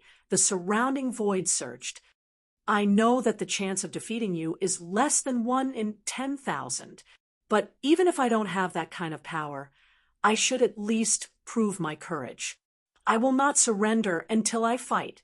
Li Fengyuan charged at the winged human king with blazing splendor and flames. The winged human king in front of him suddenly disappeared. At the same time, Li Fengyuan felt a tight grip on his neck, and the blazing splendor and flames disappeared in an instant. You won't surrender unless you fight. I think it's a mantis trying to stop a chariot, really refusing a toast only to drink a forfeit. Bai Chun stared coldly at Li Fengyuan. All right. The battle is over. I'll be the guest of honor. Li Fengyuan raised his hands with a helpless expression. Then he looked at Bai Chen's pure white wings, at the only speck of mixed color. Humph, at least you know what's good for you. Bai Chen slowly let go. It was not that he was magnanimous. Instead, he needed to use the phoenix blood to extend his lifespan, and only Li Fengyuan's cooperation could achieve the best effect. Li Fengyuan rubbed his neck and thought to himself, this isn't teleportation, it's just speed. How could it be so fast? It's unbelievable. The source of the power seems to be that azure feather, and it seems to be related to my bloodline. But it's definitely not a phoenix feather. So what is it? The phoenix was the god of the feathered species. He was related to many divine birds by blood. Almost all feathered species were known for their speed, so it was difficult to tell which type the pale green feather belonged to. He shouted loudly, "Is this how the winged people treat their guests? I'm thirsty and hungry. I want wine and meat. Quickly prepare a feast for me." Bai Chen gave him a deep look. He clapped his hands. Bai Jie stepped into the hall. He respectfully said, "What instructions does my king have?" "Go and prepare the banquet. Prepare to welcome our esteemed guest." "Yes." Bai Jie retreated. And Li Fengyuan also followed her out of the hall as if he was in his own home. "Where are you going?" Bai Chen frowned. "Let's go for a walk in the city." "Can't I? I'm an honored guest." "Don't be rude." Bai Jie shouted. Bai Chen waved his hand and said, "It's fine. As long as we don't leave the city amongst the clouds, we can go anywhere. Do you need a guide?" "No need." Li Fengyuan stepped out of the main hall and flew away. "My king, why did you let him go?" "The divine bird is nothing special," Bai Jie said. "It's fine. Although I don't have much time, I can still wait for a day." Bai Chen smiled lightly and praised, "You did very well in this matter. It's a pity that we couldn't invite that Li Qingshan. He just defeated the Dragon King in the Ink Sea. He might be a problem." Bai Jie was somewhat worried. "That's really extraordinary, although such a person is rare. It's not like I haven't seen him before. If he wants to come, then let him come. I'll let him stay here forever." "I heard that he also has the bloodline of the phoenix, right?" Li Fengyuan wandered around the city, trying his best to think of a countermeasure. He kept coming to the edge of the city, intentionally or unintentionally. However, when he saw the towering pillars of clouds, he gave up on the attempt to charge out. The formation of the city amongst the clouds was not that easy to break. Even if he was lucky enough to charge out, he would definitely not be able to escape the pursuit of the feather human king. No matter how he thought about it, he could not think of any good ideas. After all, any ingenious plan had to be built on the foundation of strength. Sigh, if I can survive another heavenly tribulation, I might have a way to escape. In the evening, the sky was clear and bright, and the stars were incomparably resplendent. In the divine feather palace, the banquet had just begun. Bai Chun sat high on the throne and raised his wine cup high. "Dear ministers, please raise your cups together to welcome our esteemed guest, the divine phoenix bird, Li Fengyuan."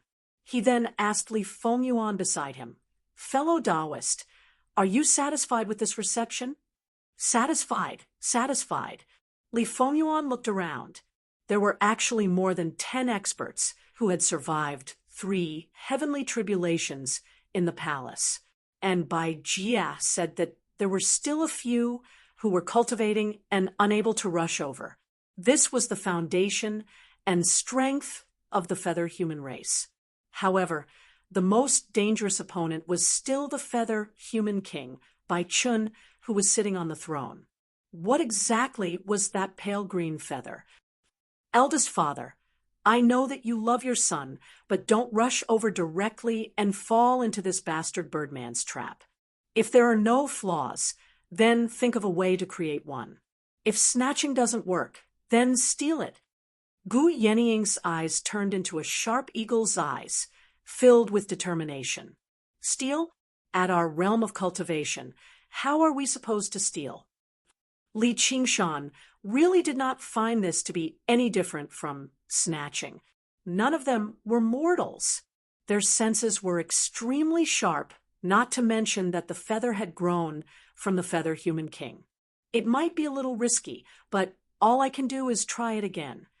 Gu Yenying glanced at the chaos in the sky again.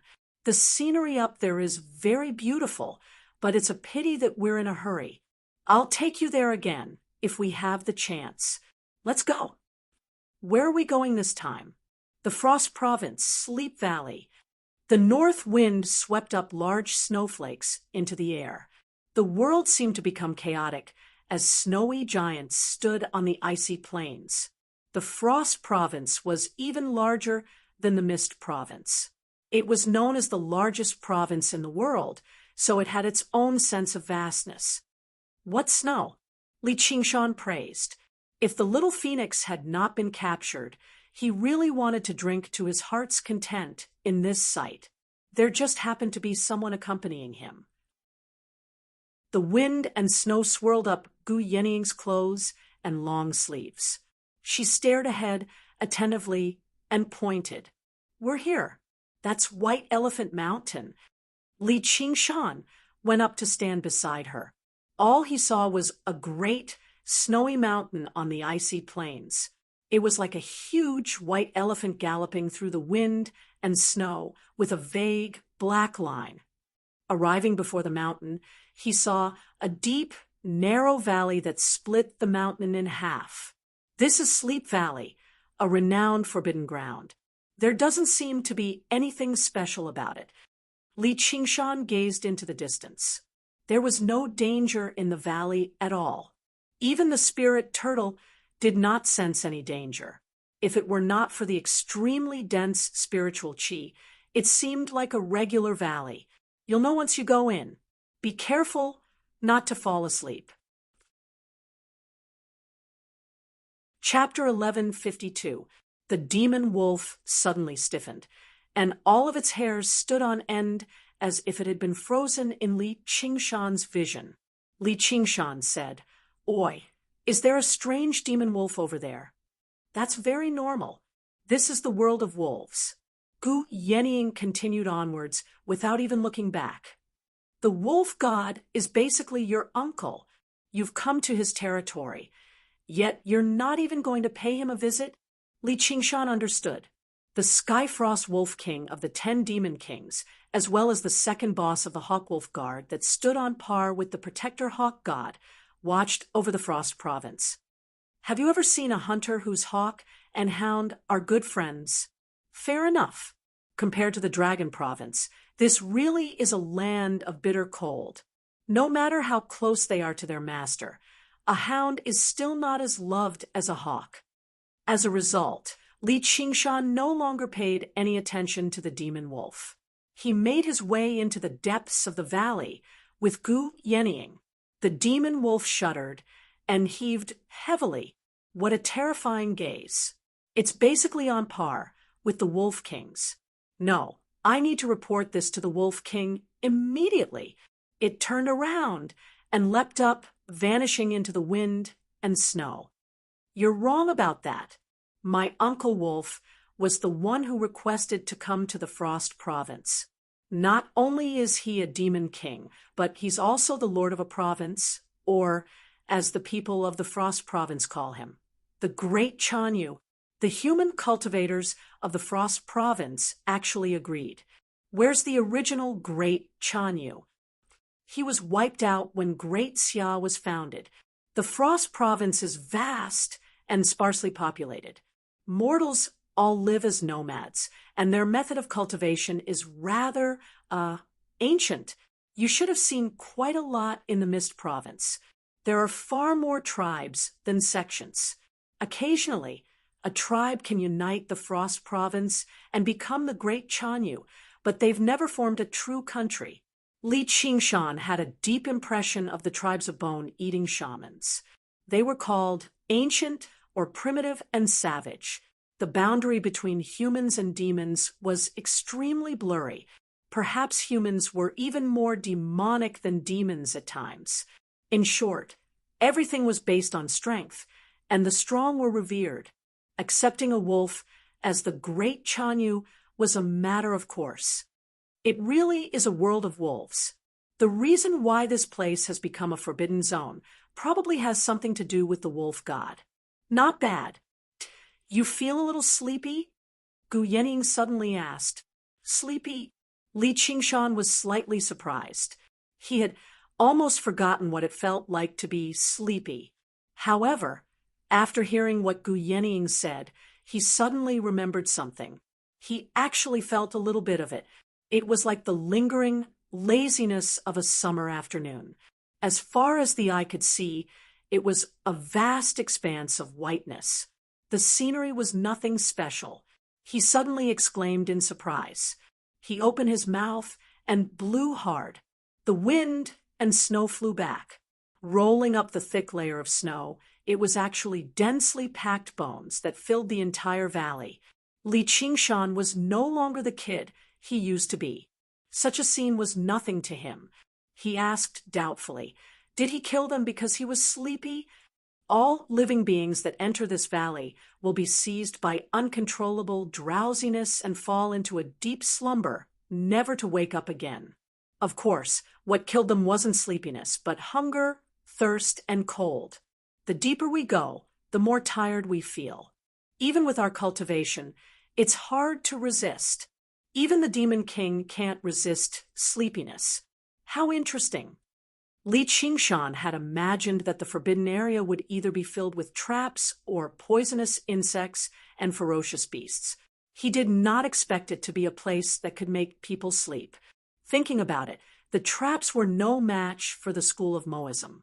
The poisonous insects and ferocious beasts were no match for the demons. He had seen many of these, but it was still far from being a forbidden area. What kind of power is causing this?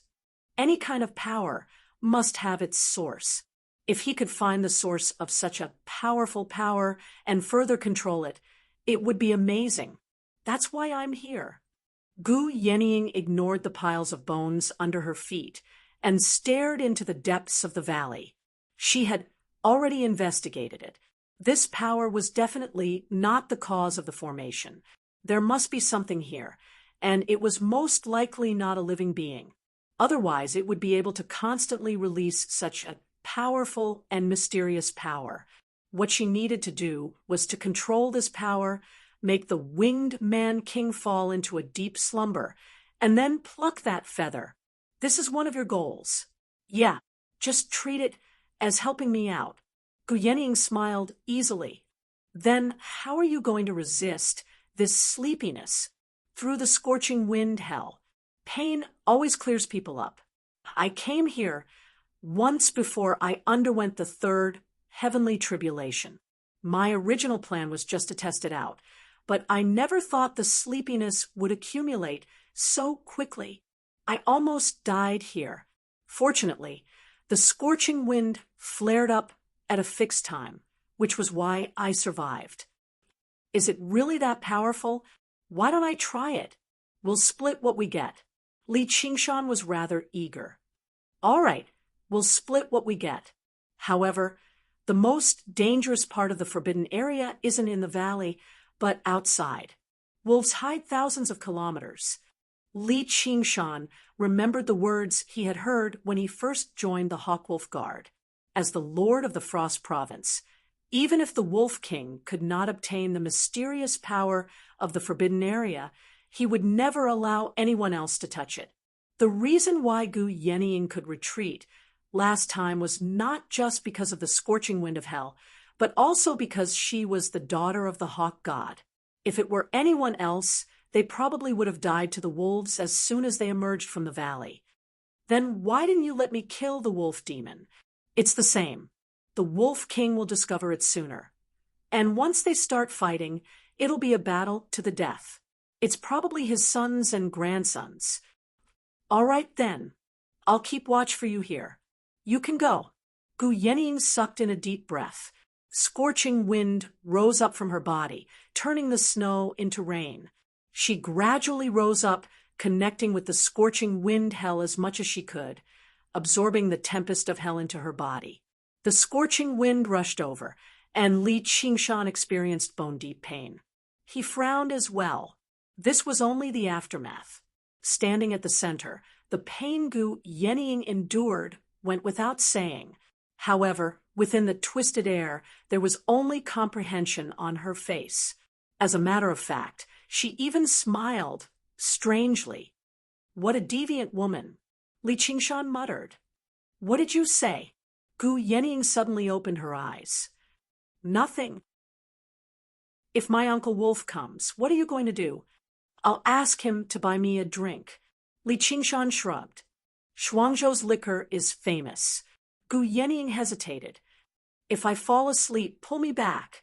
Li Qingshan was a little surprised. He gave her a deep look and said with a smile, Don't worry.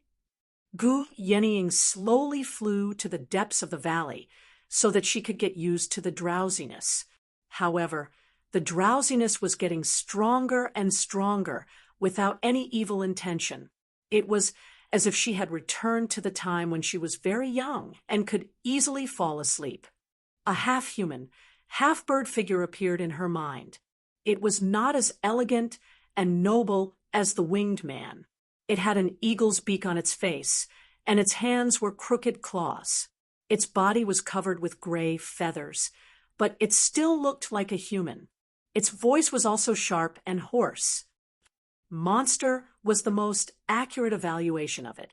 Father, they all called me a monster. Chapter 1153. What did you say? I'm your daughter. Is there something wrong with your brain? You pervert, cold-blooded. The monster pounced on it and scratched. Actually, I have the ability to turn you into a human. The eagle stood still. Really? The monster's eyes were full of hope. But why should I do that? The eagle stared into the distance. The monster could also shed tears. If you want to be a human, then go cultivate. If you want to hate me, then hate me. Just like how you hate them, that's your freedom. The eagle finally looked at her. Go to hell, I'm not your daughter. The monster waved its wings and fell from the cliff with an ugly posture. That's also your freedom. The pair of cold golden eagle eyes seemed to be looking down at her from above. She suddenly felt a little more awake. Freedom was a terrible thing. That was the deepest feeling she had back then. The young eagle fell off the cliff. It could fly freely or fall freely. She often wavered between these two feelings. She couldn't tell whether she had broken through the clouds and flown to a high altitude, or whether she was about to fall to the ground and be smashed into pieces. Or maybe both feelings were real. As she cultivated day by day, she became stronger and faster, but also closer to death. Drowsiness came and became more and more violent. The hellish hot wind was blowing, and her body and soul felt like they were about to be blown into ashes. The two complicated feelings alternated, and drowsiness gradually took over. Take a rest. What's the point of persisting like this? There's only pain and suffering when you're awake. A voice as thin as a gossamer floated in the surging hot wind. It was her own voice. Unknowingly, she had already crossed the last limit and reached a deeper part of the valley. Li Qingshan activated the mystic light, illuminates all, and locked on Gu Yenying's figure. Seeing that drowsiness on her face was getting more and more obvious, he suddenly howled to the sky. His howl reached Gu Yenying's ears.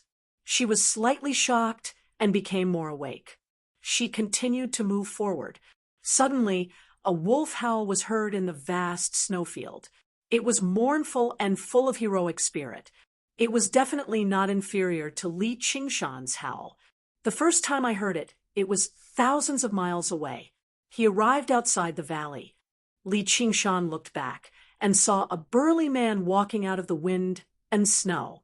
He had a green stubble on his face and thick, snow-white fur on his shoulders. The whites of his dark brown eyes flashed with a faint green light. "Wolf King? Li Qingshan? Ha! I didn't expect my name to spread so far." Li Qingshan laughed. "Your Excellency's great name. I heard about it a long time ago. The battle at the Ink Sea had already shocked the entire world, and the Skyfrost Wolf King, who was also one of the 10 demon monarchs, was quite moved. The Dragon King of the Sea Strength was unquestionable, but he had actually lost to a junior who had cultivated for less than 100 years in his own territory. But no matter what, power was worthy of respect. Same here." Li Qingshan cupped his hands and said, "I have prepared a banquet in the Chanyu Golden Tent. Let my niece come out. Don't accidentally fall asleep in the snow. You'll freeze to death." The Wolf King walked toward the valley. "What's the point of holding a banquet in a tent? Why don't we use the mountain as our beam and the sky as our tent? Just the two of us can drink together." Li Qingshan blocked the Wolf King's path, showing no intentions of backing down. Their gazes met, and in a flash, the tigers and wolves were fighting. "Then I'll see how far she can go this time. If Gu Yenying couldn't get that item, it would be a futile fight. I heard that the liquor in the Shuang province is pretty good." Li Qingshan glanced at the wine pouch on the Wolf King's waist. The Wolf King didn't say anything. He untied the wine pouch and tossed it to Li Qingshan. Li Qingshan also took out a wine gourd and tossed it to the Wolf King. The liquor entered his throat, and it felt like fire and knives, as if the world of ice and snow had turned into a sea of magma. He drank half of the wine in the wine pouch in one gulp. Li Qingshan spat out a mouthful of hot alcohol. "Good wine." The Wolf King frowned, feeling a little pained. His wine pouch was much bigger than it looked. It wasn't easy to brew the spirit wine stored in it. Li Qingshan drank at least 500 kilograms in one go. If an ordinary demon king dared to drink like this, they would definitely be drunk. Li Qingshan, on the other hand, seemed radiant and in high spirits. "Banyan Tree King?" The Wolf King opened the wine gourd and smelled the Banyan Tree King's aura. The spirit chi in it was so dense that even he was tempted. It also contained a trace of the mystical laws of heaven and earth. Li Qingshan's wine was brewed using the sap of the Banyan Tree King's trunk and the power of the gods. It was even more precious than the Wolf King's wine. "Oh, right, do you have a wine cup?" Li Qingshan suddenly asked. "You use wine cups?" "Actually, I only use one, the kind with 3 legs. It seems like it's forged from bronze, but it's actually not. It's a complete set of 9. Li Qingshan gestured with his hands and suddenly said, "You should have one here too." The Wolf King's face gradually sank. He took out an item from his bosom. "Is this the wine cup you want?" In his hand was a tiny 3-legged cauldron, engraved with the landscape of the Frost Province. It was whiter than the Mist Province cauldron, as if it had been dyed with a layer of frost. It was the Frost Province cauldron. "That's right, that's it." Li Qingshan extended his hand and grabbed it. It was icy cold. "How bold of you, sir. How dare you use 9 cauldrons as a cup?" The Wolf King gripped it firmly. This isn't of much use to me, but it's very suitable as a wine cup. Li Qingshan tried using force, but the Frost Province cauldron did not budge at all.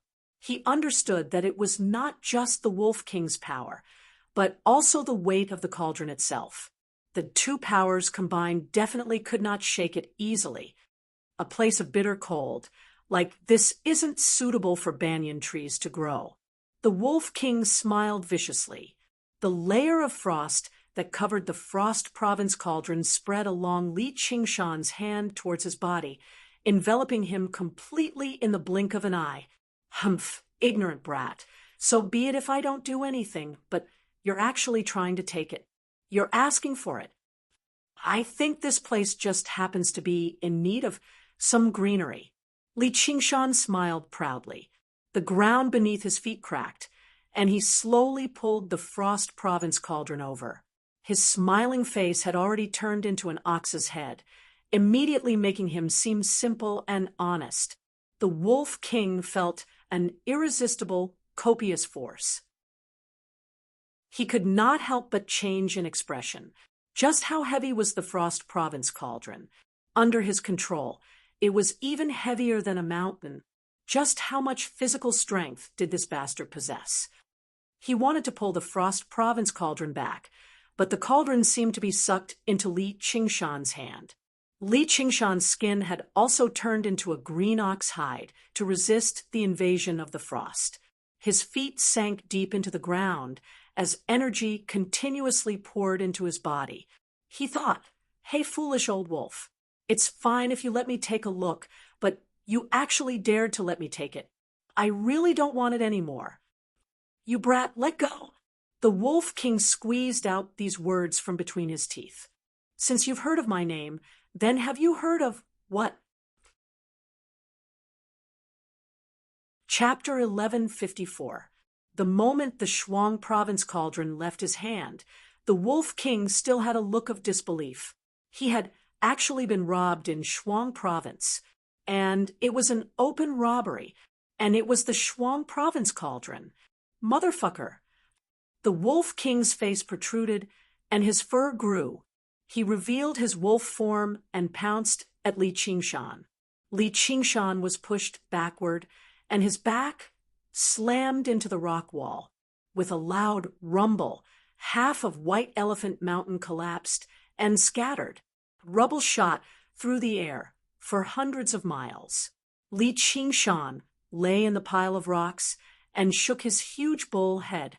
Behind him, in the smoke and dust, a giant wolf was staring at him fiercely.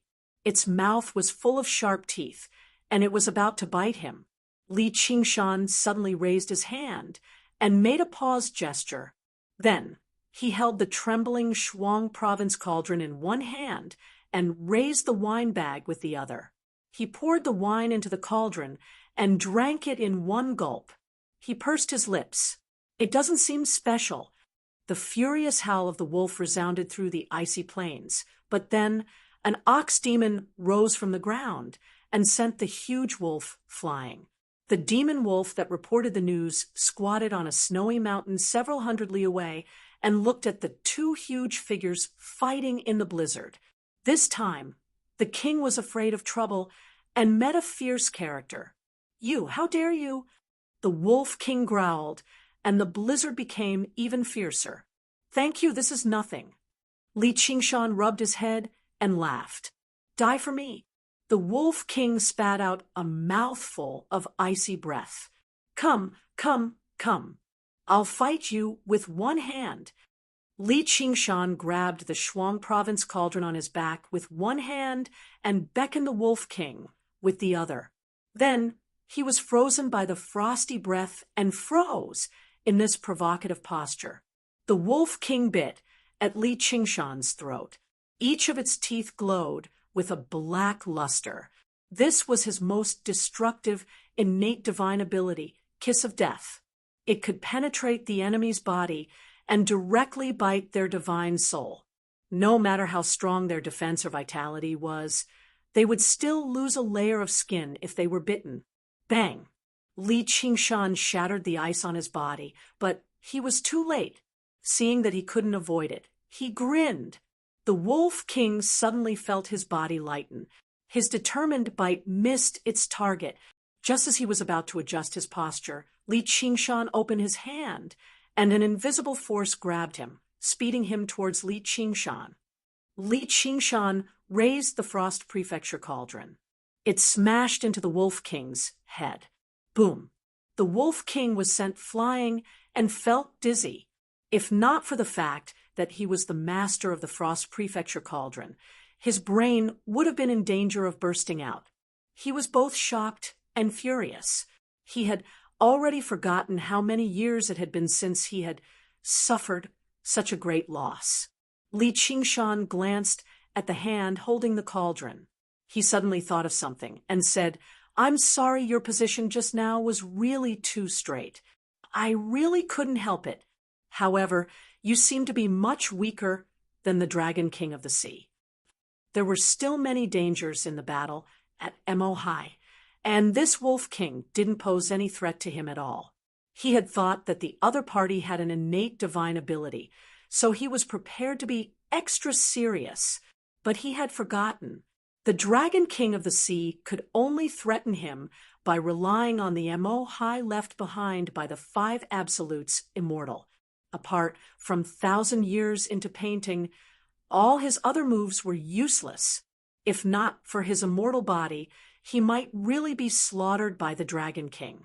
Not having an innate divine ability was the Dragon King's biggest weakness, but his overall strength was no weaker than the other 10 Monster Kings. The fact that Li Qingshan could defeat the Dragon King in the Mo High without even using a Phoenix Nirvana was already proof. His strength had already surpassed the 10 Monster Kings. It wasn't that the Wolf King was too weak, but that he was too strong. "You bastard!" The Wolf King gritted his teeth and turned back into his human form. He waved a large black flag with the totem of a running wolf on it. It pointed to the sky and the boundless snowy clouds. Suddenly, a star lit up. This wolf totem was the supreme faith of Shuang Province, gathering the faith power of billions of people. The object of their faith was naturally not the Skyfrost Wolf King, but the legendary Greedy Wolf. The people of Shuang Province claimed to be the descendants of the Wolf King, and the Wolf King was the ruler of Shuang Province. It has something to do with this. The Wolf Totem was the Skyfrost Wolf King's most powerful trump card, and it could summon the voracious wolf star to destroy its enemies. Now that it had unleashed it, it was clearly filled with killing intent. The ravenous wolf star flashed and spat out a wisp of starlight. It seemed as if it was falling from the distant heavens, but in the blink of an eye, it pierced through the clouds and snow. Before the starlight descended, Li Qingshan sensed great danger. Although his skull was hard and his scalp was tough, he probably could not withstand this starlight. He rolled on the ground and turned into a spirit turtle. On one side, he pressed the Frost Prefecture cauldron firmly, while on the other, he used the turtle shell to reflect the starlight back. Of course, it was not a direct reflection. He also got the spirit turtle to check and adjust the angle of the turtle shell slightly. As a result, just as the Wolf King waved the wolf totem, he felt a pain in his abdomen. He looked down in shock and saw that his abdomen had been pierced through by the starlight. The wound was still sparkling with starlight. He covered his abdomen and half knelt on the ground. This move was just too fast and too powerful. Even he could not react in time. He hurriedly covered the wound on his abdomen with the wolf totem and absorbed the specks of starlight. Fortunately, he was the owner of the wolf totem, or he would probably be heavily injured. Li Qingshan did not take advantage of the opportunity to attack. Instead, he suppressed and refined the Frost Prefecture cauldron with all his might. At this moment, an ancient dragon-like head poked out from the turtle shell and laughed loudly. "Ha ha ha, idiot! Get the hell out here! Get the hell out here! The Wolf King was completely enraged. He charged forward without any regard and beat up the spirit turtle violently. Li Qingshan shrank back in the turtle's shell and continued to refine the Frost Prefecture cauldron as he laughed. Idiot! Idiot! Idiot! The thunderous booms reached Gu Yeniying's ears, but they seemed to come from an extremely distant place. She was doing everything she could to resist the nameless drowsiness. Even the hellish torture was beginning to become less intense. This was not a good sign. However, this drowsiness was the best guide. She had to find its core. The Wolf King's sharp claws and fangs clearly could not do anything to the spirit turtle. The kiss of death bit down viciously on the turtle's shell, but it did not achieve the effect of biting the enemy's soul.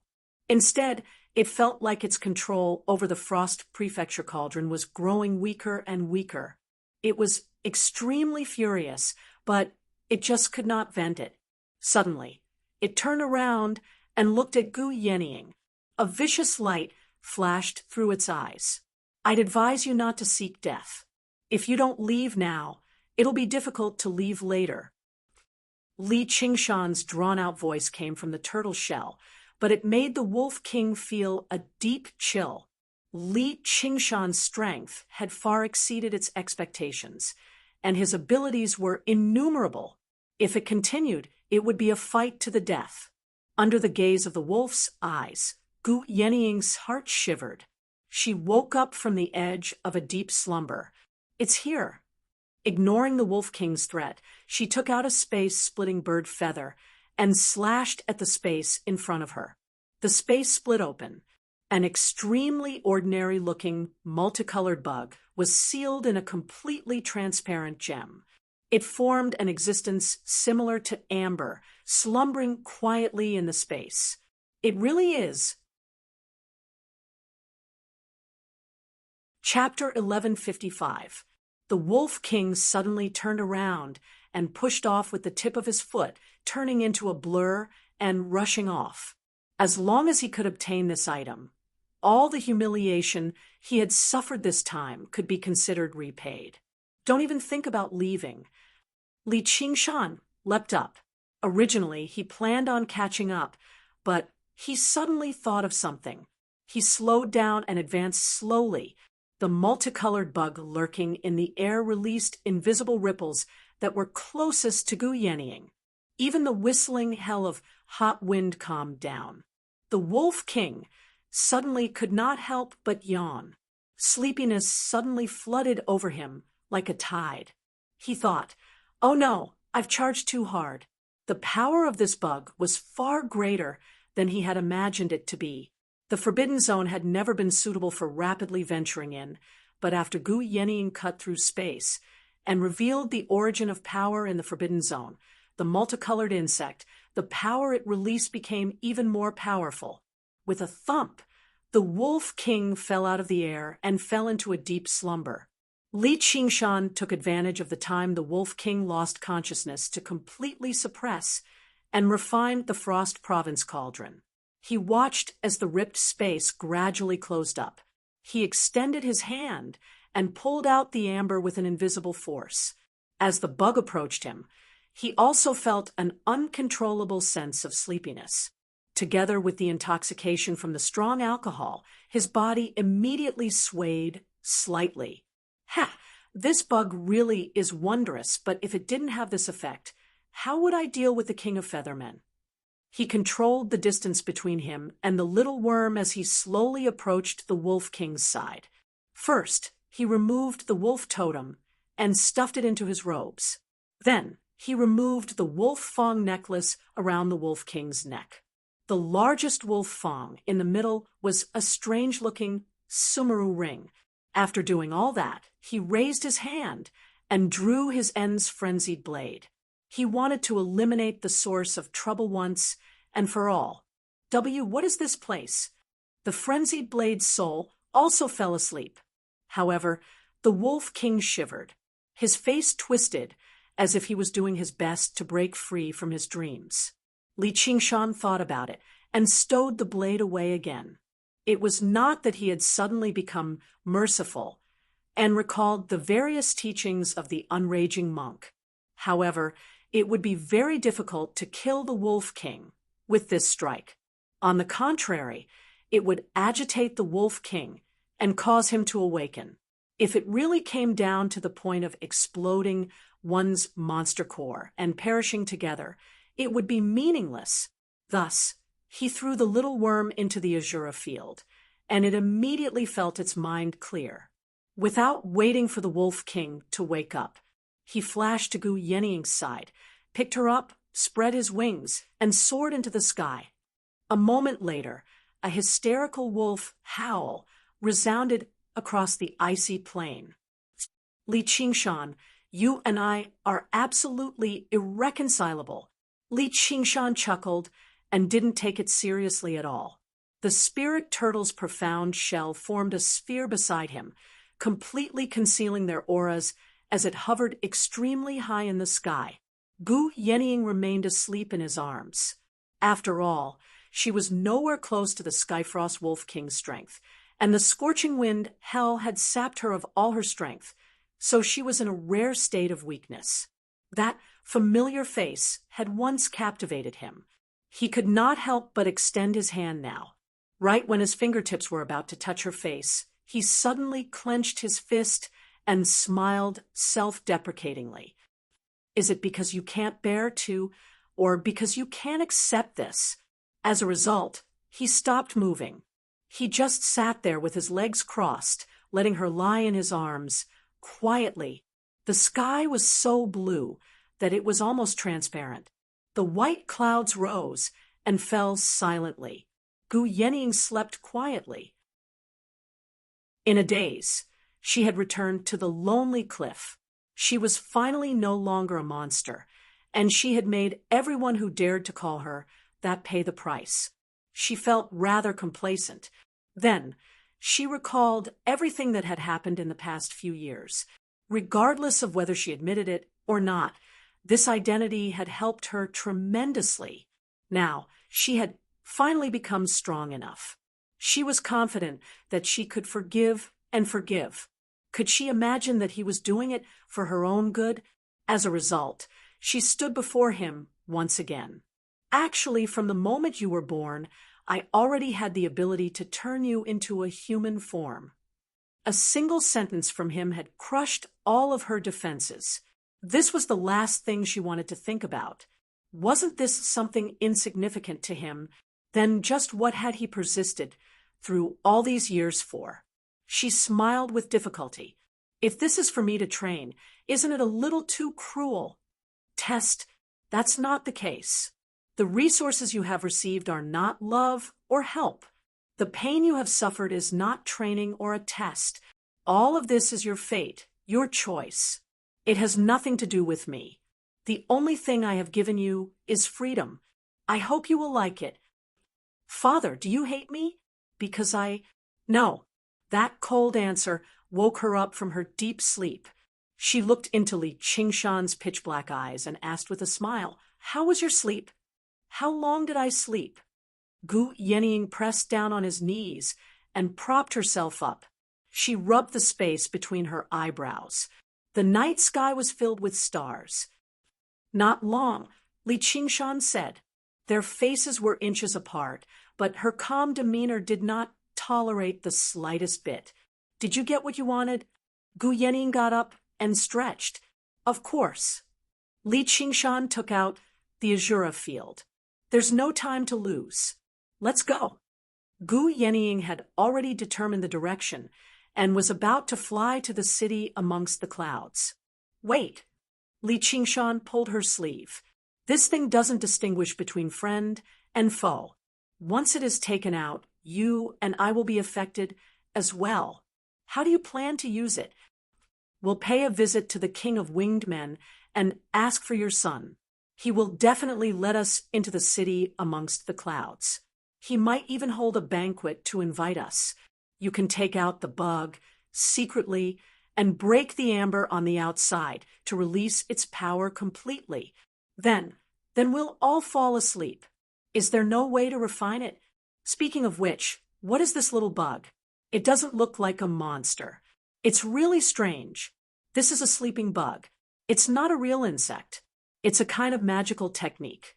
It's the condensation of a powerful force. With our level, it's impossible for us to control it. So, we can only use the dumbest method. Sleepy bug. Although Li Qingshan's ability to accept things had already become much stronger after witnessing the lingering effects of the feather with Gu Yenying, he still could not help but feel amazed as soon as he thought about how the infamous forbidden grounds of the 9 provinces actually originated from a single technique. He even erased his arrogance. The city amongst the clouds is the home ground of the winged men. What makes you think that the king of winged men will fall asleep before us? He's an old man. Old men are always sleepy. Gu Yenying gave her reason after thinking about it. Li Qingshan didn't know whether to laugh or cry. Why do I hear that the older one gets, the less sleep they get? Is that so? Gu Yenying was a little surprised. She said resolutely, then we can only take a gamble. Hey, don't you think you're too anxious? Li Qingshan frowned.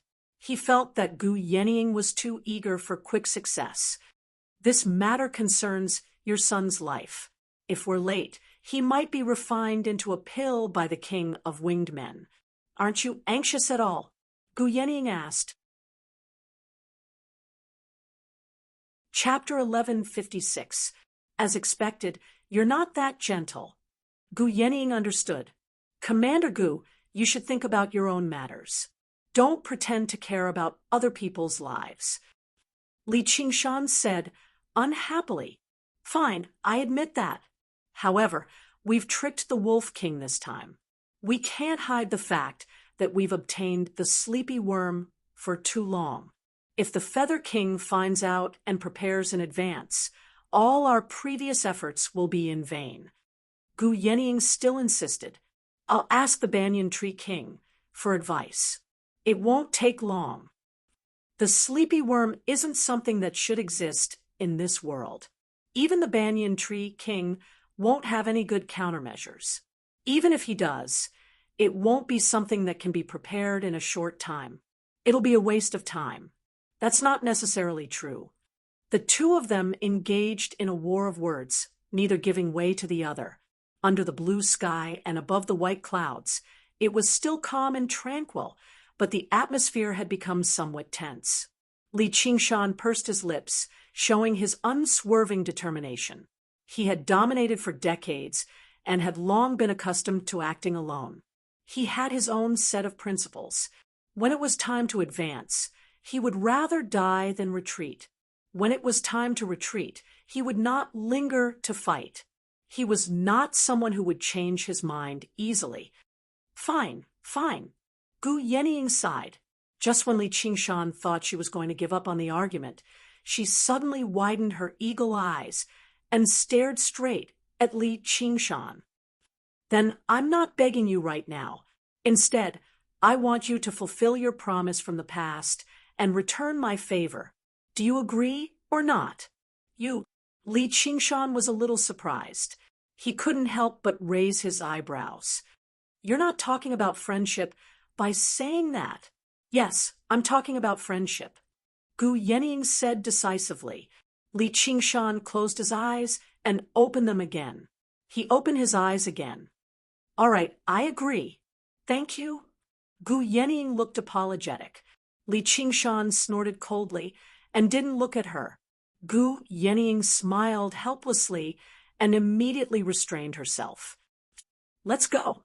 Before he had finished speaking, Li Qingshan had already soared into the sky and left. Gu Yenying shook her head and followed closely behind him, flying in the direction of the city amongst the clouds. City amongst the clouds.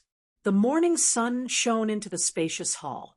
Li Fengyuan was lying on the ground, snoring loudly. Unable to think of a way out, he simply drank to his heart's content at the banquet, and then slept until now.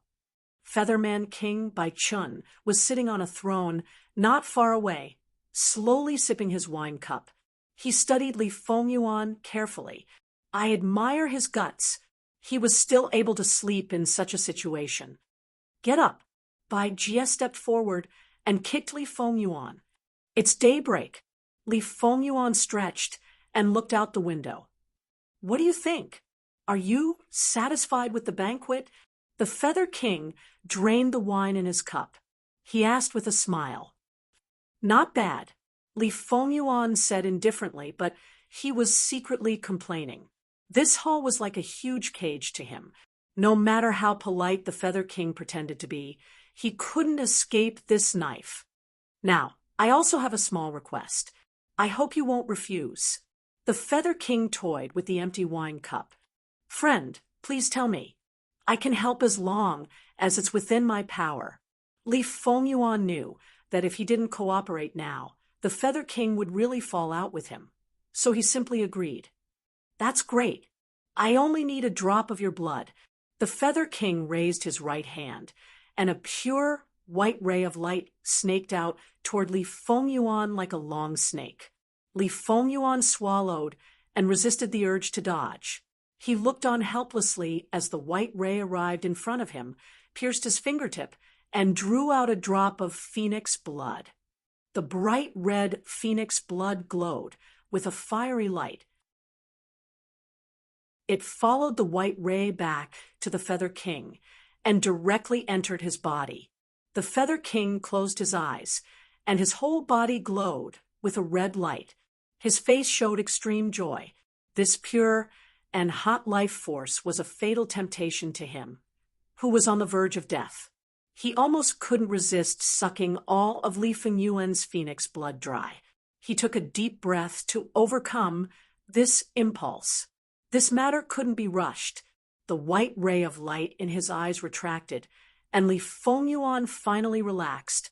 Just now he was ready to die together with the Feather King, but he knew that in this situation it wouldn't be so easy even if he wanted to die. He was really in a situation where he couldn't die and could only be trampled on. This deep sense of helplessness caused an unprecedented anger to surge in his heart. He couldn't help but clench his fists. Your Majesty, how do you feel? Bai Jie asked with concern. Good, very good, very good. The Feather King opened his eyes. His face was rosy and glowing, and he said, good 3 times. As the legend said, phoenix blood could increase one's lifespan. What made him even more excited was that the pale blue feather was also trembling slightly, and it felt like it was fusing with his bloodline. Although this feather had unimaginable power and seemed to have an inheritance, he couldn't control this power, well, let alone inherit it, because the Feather King wasn't a real feather race. He wasn't recognized by this feather. No matter how he tried, he could only use a small part of the feather's power. Otherwise, he wouldn't have to worry about his lifespan. As the king of all birds, the phoenix had an innate affinity with all the feather race. What he felt now confirmed his initial speculation. This feather was extremely close to the phoenix bloodline. If he could successfully exchange blood, he would have the phoenix bloodline, and it wouldn't just be prolonging his lifespan.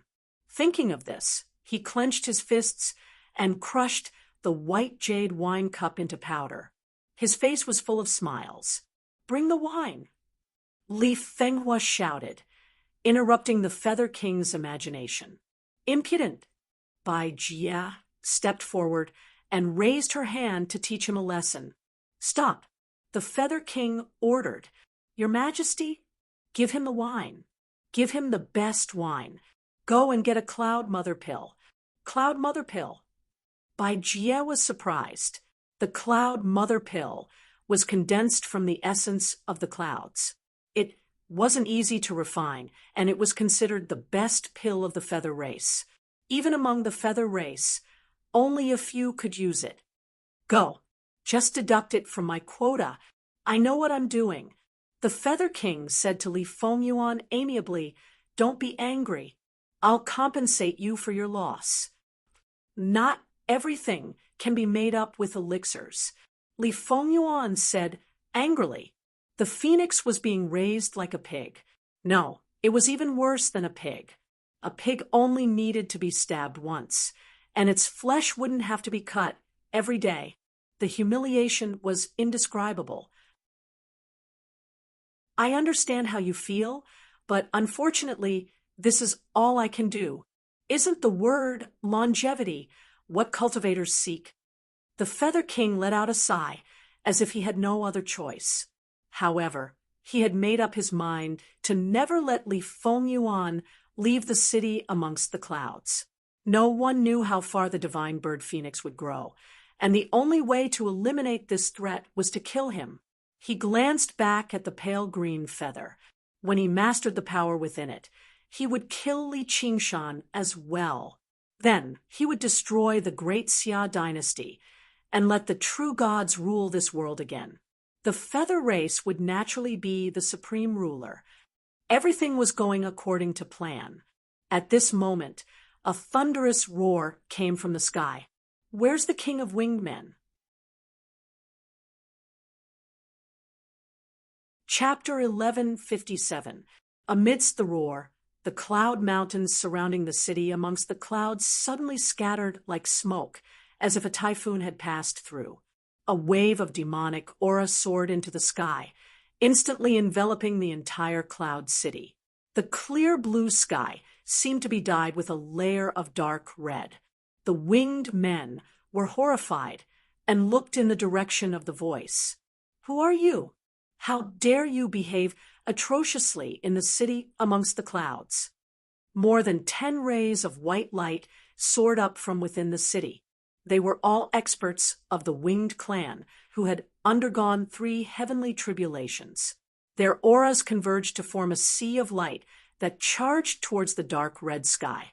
However, in a short period of time, they were actually unable to break through the surging demonic aura. They were all greatly shocked that there were actually such powerful experts in this world. Li Qingshan, it's you? Bai Jie frowned and looked at the pair of red eyes in the sky. It was different from the lazy, drunken state of that day. At this time, it came with anger. It really had a momentum that could swallow the mountains and rivers, which made her secretly shocked. If it wasn't for the city amongst the clouds behind him and the winged king in the city to rely on, he would have had the urge to turn around and flee. Slut! When Li Qingshan saw that it was her, he became even more furious and dared to open his right hand. Bai Jie suddenly felt an invisible force grabbing her, and her body involuntarily flew toward him. She couldn't help but be overwhelmed with shock. White light surged from her body as she flapped her pure white wings to resist. At the same time, she drew her bow and shot an arrow. The arrow turned into a surging pillar of light that whistled through the sky. So he is Li Qingshan. He really lives up to his reputation. However, no matter how strong you are only one person. How dare you come to my city amongst the clouds and behave atrociously? You are truly reckless. With this thought in mind, the winged men attacked at the same time. The winged humans prided themselves on being elegant. They did not like, nor were they good at close combat. Whenever they attacked, streaks of white light would appear. Not only was this technique swift and fierce to the extreme, it also had the power to destroy mountains and sever rivers. It was as if heavenly punishment had descended upon the world, instantly drowning Li Qingshan. Eldest father, Li Fengyuan cried out in surprise and wanted to fly up, but a white light wrapped around his neck, making him unable to move. What are you thinking? The feather human king asked. My old man is here, you're finished. Li Fengyuan shouted. Oh, the king of feathermen didn't think much of it. Do you know what happened to the dragon king of the sea? This is not the ink sea. Very good. Since he took the initiative to deliver himself to me, I will not let him go. This will save me a lot of trouble. The winged man king suddenly looked surprised. Within the surging light, Li Qingshan did not budge at all. Pieces of the spirit turtle's profound shell rose up as he used his innate ability, final reflection of the setting sun, reflecting all of the attacks. He did not just reflect them back, but he also adjusted the angle of the attacks, subtly. He gathered the light into a beam and blasted it at Bai Jie. Bai Jie's eyes were filled with light. Her mouth was slightly opened, and an unprecedented fear shrouded her heart. This light beam had gathered the full power of all the winged human powerhouses. He would definitely be annihilated within, with no chance of survival. In that moment, the various rumors regarding Li Qingshan flashed through his head again. From the destruction of Firemelt Mountain to the Ink Sea Dragon slaying, perhaps provoking him was not the right choice. You want to force me to leave the city amongst the clouds. Okay, let's go see your big father. The shock on the feather human king's face faded, and he regained his composure. He flapped his wings gently, and the dark green feathers trembled slightly, ripping through space. Before Li Fengyuan could even respond, he had already arrived outside the city amongst the clouds. Surging white light filled his eyes. Li Qingshan's expression changed. He never expected Li Fengyuan to suddenly appear. It was already too late for him to stop now. Your Majesty! Bai Jie looked at the familiar figure blocking her way and was overjoyed.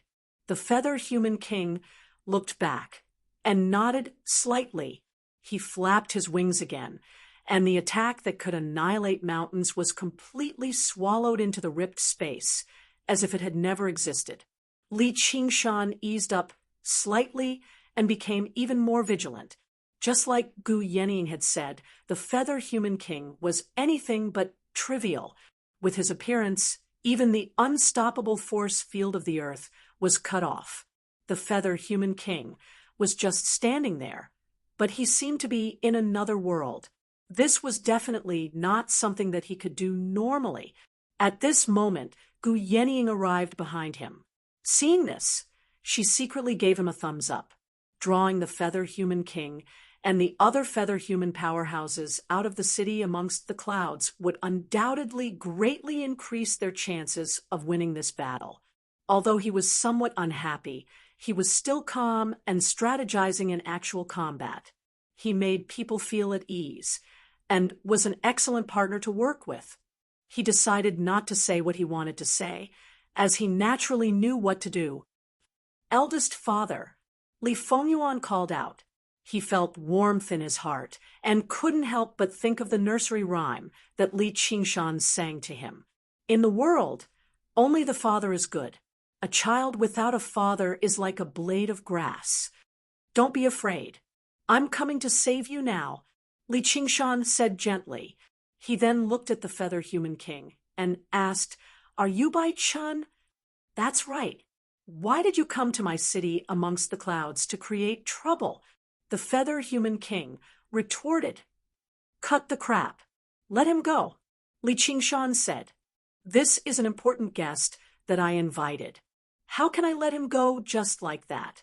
The feather human king said with a smile. Li Fengyuan wanted to refute, but the light thread around his neck suddenly tightened. What an important guest. Li Qingshan laughed coldly. I've also been invited to the city amongst the clouds. Am I also an important guest? Of course. The feather human king clapped his hands and said with a smile, Why don't we gather in the city amongst the clouds? I'll immediately order someone to prepare a banquet to welcome you and this friend beside you. You know me? Gu Yening asked curiously.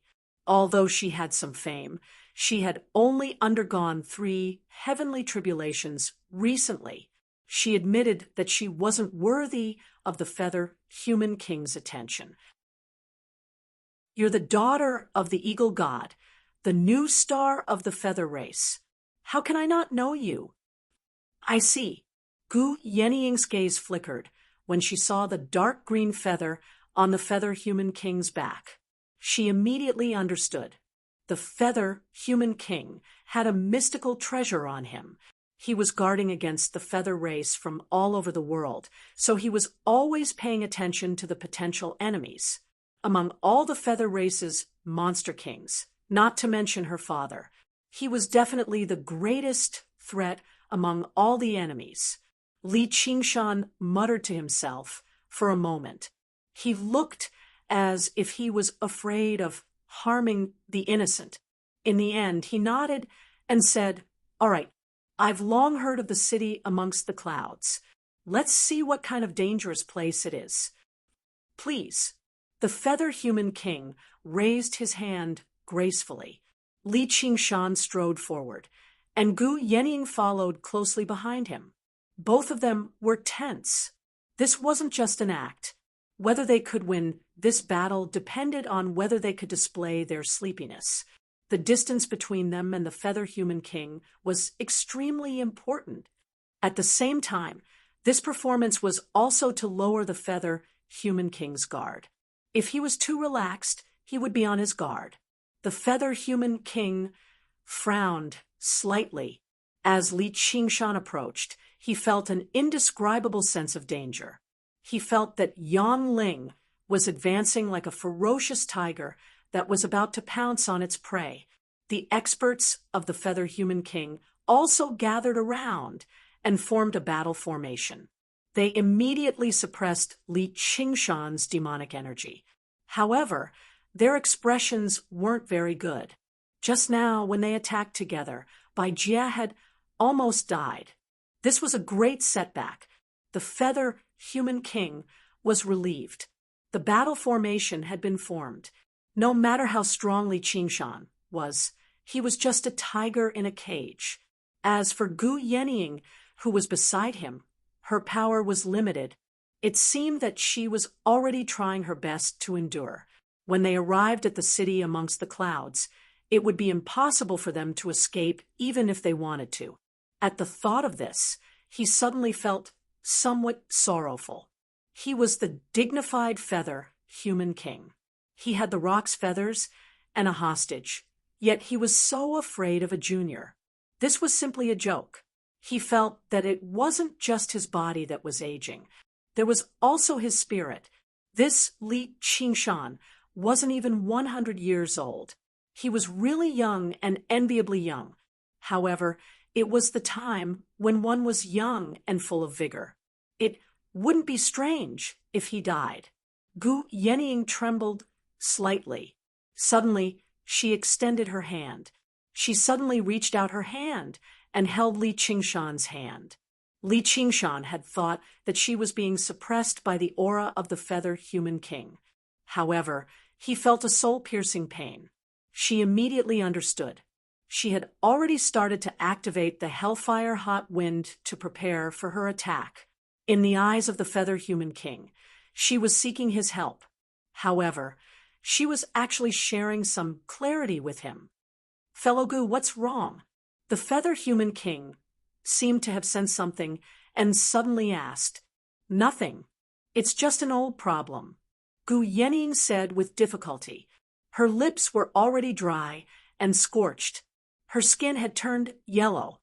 Her entire aura was weakening. Only her pair of eagle eyes were bright and full of vigor.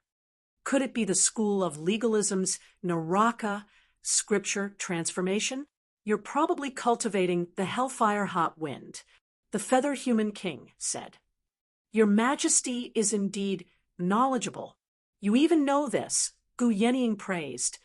"Rumor has it that cultivating this technique requires one to frequently experience the pain of hell. Fellow Gu's willpower is truly astonishing." The feather human king smiled reservedly. However, he couldn't imagine that this kind of masochistic technique could pose any threat to him. Just the hellfire hot wind alone couldn't even harm a single hair on his head. Meanwhile, Gu Yenying definitely wouldn't share even the slightest bit of clarity with him. She sighed and said, "In life, one has to suffer a bit. Just bear with it for now." At this time, Li Qingshan had already arrived within 10 steps of the feather human king. Some people are always asking for it. He suddenly took out the amber with the sleepy worm sealed in it. He lightly flicked it. The amber flew out and shattered in midair. However, the sleepy worm disappeared without a trace. "What are you doing?" Bai Jie shouted. Li Qingshan was taken aback. This thing can't be that much of a scam, right? But soon afterwards, endless fatigue spread out like an invisible spider web, sticking to every single feather human. Even the feather humans in the city amongst the clouds were affected, collapsing to the ground. At the very center of the spider web was the feather human king, Li Qingshan, Gu Yenying, and Li Fengyuan. Li Fengyuan immediately fell into a deep slumber. The feather human king knelt down on one knee. He wanted to close his eyes, but they did not. He questioned powerlessly, "What did you do?" "Fuck you," Li Qingshan cursed. His eyelids constantly twitched, and his body swayed. He felt like all of his demon chi was no longer under his control. Even if he wanted to move his fingers, he would struggle to do so. All he could do was use the spirit turtle's method of Qi suppression and do his best to maintain a clear mind. It was not that the sleepy worm was ineffective. Instead, it was unimaginably effective. Just like what Gu Yenying had said, it was not a true insect. It was just a technique that had been left behind on the Frost Province. When it was continuously released, it could form a forbidden region, stopping the Skyfrost Wolf King in its tracks. Now that Li Qingshan had shattered it, it was equivalent to unleashing all of its power at once. At this moment, Li Qingshan no longer had the time to think about what kind of person had cast this technique. Instead, he was worried about whether Gu Yenying could endure it or not. Bai Jie and the other powerful feather humans had already fallen into a deep slumber. They all fell out of the sky, vanishing into the rolling sea of clouds in the blink of an eye. Gu Yenying's strength was impressive, but she definitely could not compare to Li Qingshan and the feather human king. Her cultivation was nowhere close to theirs. Even they were immobilized right now, let alone her. When he turned around, Gu Yenying had already let go of his hand and was walking toward the feather human king. The stunning face that had once made Li Qingshan fall in love with her at first sight was now so haggard that it was almost terrifying. The surging hot wind that surrounded her body had sucked away all the moisture in her skin. Her skin was quickly carbonized and blackened, as if it was about to combust. This woman. Li Qingshan blinked his eyes forcefully. He suddenly understood why she had taken Qian Rongji as her disciple. Gu Yenying tiptoed in the air as she walked forward step by step. She was like a toddler learning how to walk. Every step was extremely difficult, and she had to use all of her willpower and determination to do so. She recklessly gathered the hot wind and mercilessly threw herself into the hell. Her internal organs were all on fire, and her soul was as good as extinguished. With a boom, her long hair was set ablaze. Her carbonized skin cracked, and faint flames could be seen from the cracks. She was already severely injured before she could even attack. She was on the brink of despair. If this continued, she would die here in no time. She had only taken 3 steps out of the 10 steps between her and the feather human king. This is too embarrassing. Li Qingshan sighed. She was now like a chicken that had its feathers removed and thrown into the oven. Then she was forgotten by the chef and was slowly being roasted. She no longer had the heroic bearing of an eagle. However, she was also like a phoenix bathing in fire. The 4th step, don't come any closer. Stop right there, the feather human king ordered. There was a hint of panic in her voice. Gu Yenying took another step forward. She had to reach the feather human king and pluck that feather before the power of the sleepy worm disappeared, and before she was burned to death by the hot wind. Otherwise, if the feather human king attacked, Li Qingshan might be able to escape, but she would definitely die. However, When she took the seventh step, she could no longer take it. Pain and exhaustion alternated, and finally they seemed to merge into one. The voice in the dark spoke again. "I'm so tired. I'm so tired. What's the point of living in such pain? Why don't you just die like this? Then you can have a good sleep and no longer feel any pain." The feather human king was already very close. She could reach out and touch him, but she was also very far away. At this moment, Li Qingshan moved. His posture was also very embarrassing. It was not an exaggeration to say that he was rolling and crawling. "You're right. The old guy likes to sleep more. Go." As he said this, he pushed Gu Yanying's back hard. She threw herself at the feather human king. The feather human king tried his best to dodge. She grabbed his lapel tightly and tried to pluck that feather. However, she did not dare to touch the feather human king's body. It was not because she was afraid that men and women should not touch each other, but because she was worried that the hot wind of hell would make the feather human king sober. Li Qingshan went up to assist as well, but the three of them were slow, sluggish, and heavy. The clash between the peak experts of the 9 provinces actually ended up like a fight between children. As a matter of fact, it seemed even worse. It left him at a loss as to how to react. However, the danger hidden in it was no less than any battle that Li Qingshan had experienced. Time passed, but in fact, it was only for a moment. Li Qingshan felt that the stagnant demonic qi was beginning to relax a little. He knew that the power of the sleepy worm was disappearing. The instantaneous explosion also meant a rapid decline. If the feather human king was allowed to recover, this battle would be a lost one, and he would have to sacrifice Gu Yenying for nothing.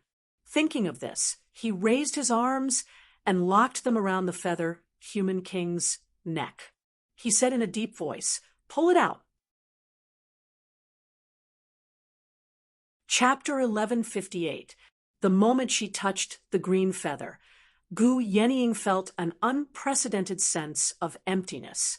It was as if she had been thrown out of the 9 heavens, and everything in the world became insignificant. Even the unbearable hellish torture became insignificant. At this moment, she was absolutely sure that this was what she wanted. Suddenly, a hand tightly gripped her wrist. The strength was so great that it almost crushed her wrist bones. The king of winged men no longer had any elegance and calmness on his face. He stared at Gu Yenying fiercely with a trace of pain on his face. It was because he had physical contact with Gu Yenying that he was affected by the hellish heat wind and regained consciousness faster. He squeezed out 2 words from between his teeth. "Don't even think about it. Let go. You don't deserve to have such a thing." Gu Yenying's voice was hoarse as she gripped the green feather tightly. The pain of her broken bones was nothing compared to the difficulty of this journey. "I don't deserve it? Even your father doesn't dare to say that. He's just a half-demon." The king of winged men's expression became more sober, but the white spirit light was still flowing sluggishly. Although the hellish heat wind made him sober, he clearly wasn't used to this kind of pain. "He doesn't deserve it either." Gu Yenying's arrogance soared to the sky. "Arrogant? Even though you're weak and on the verge of death, you still don't dare to fight and ascend. He's just a dog raised by others. No matter how hard he struggles, he can't erase the mark of the past. All he has is power. He might be able to dominate the 9 provinces, but that's all there is to it." Gu Yenying seemed to be smiling, but her expression was ferocious and full of incomparable pleasure. Li Qingshan was also surprised. He didn't expect that under her easygoing appearance there was such arrogance hidden.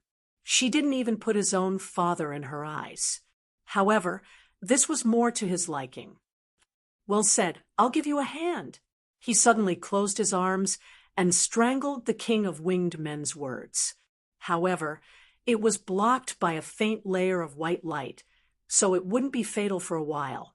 However, their sleepiness was fading away, and their auras were rising at almost the same time. Li Qingshan's advantage in strength in close combat was becoming more and more obvious. His innate supernatural power was also gradually recovering as he worked hard to activate the power of vibration.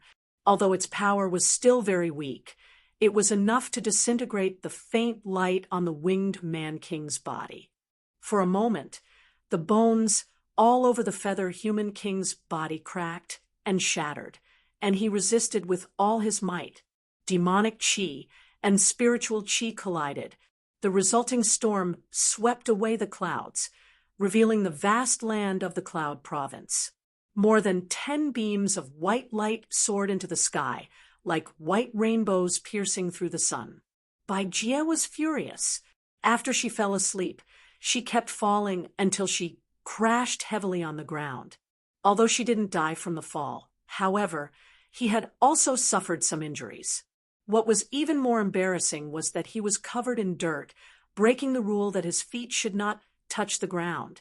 However, it was precisely because he had landed on the ground that he was out of the range of the sleepy bug that he was able to wake up so quickly.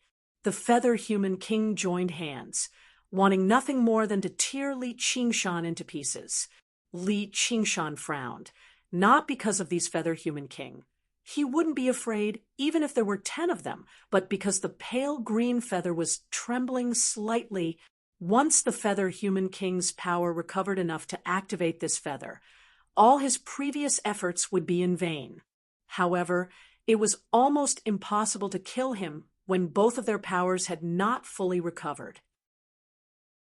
No matter how old and weak he was, his foundation was still at the peak of the third heavenly tribulation. Ka!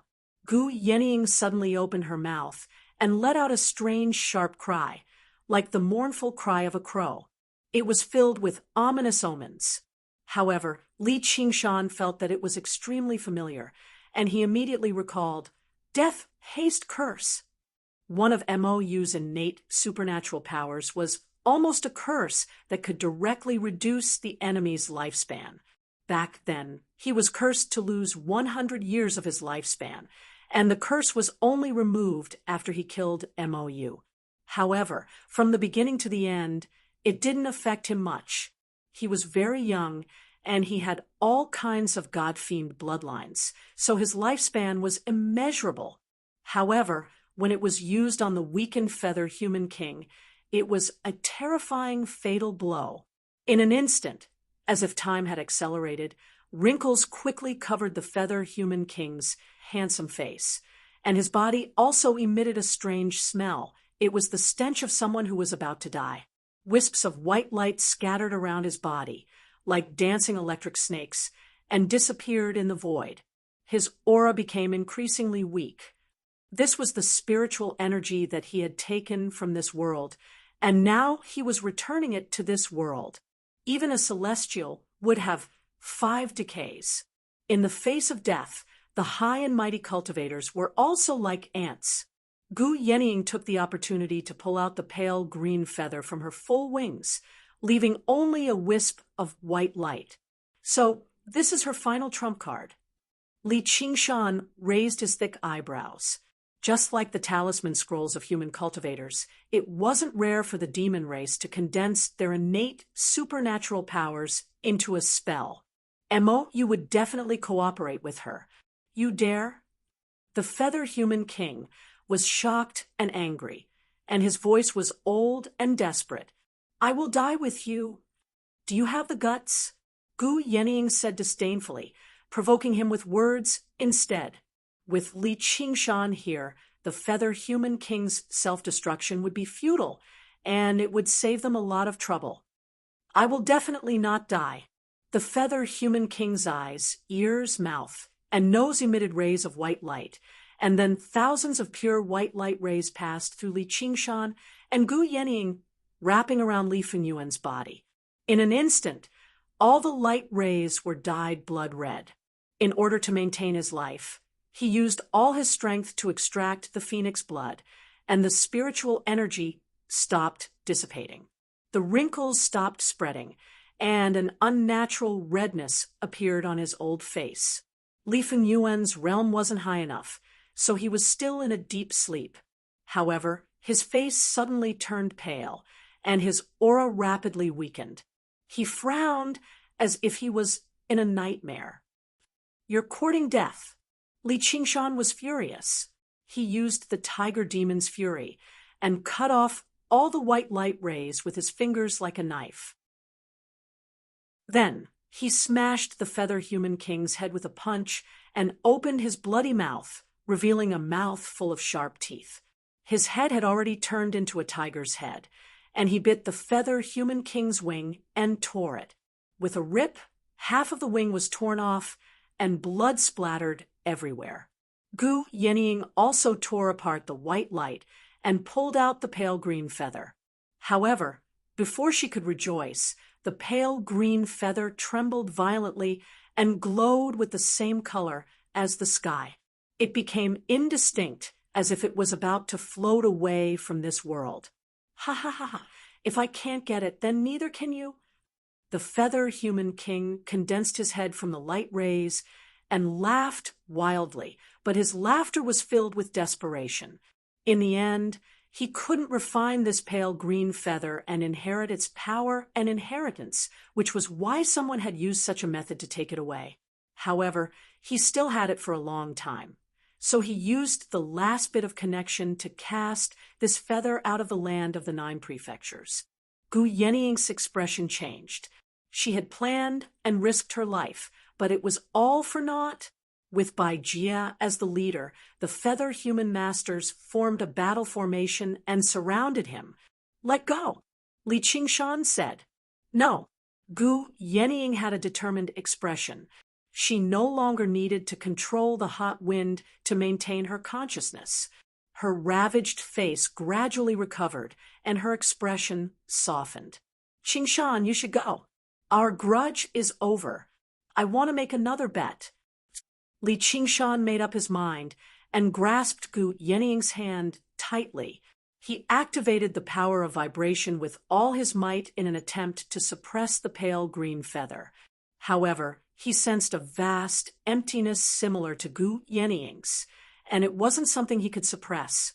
With a buzzing sound, the pale green feather emitted a sound that defied hearing and shook the void.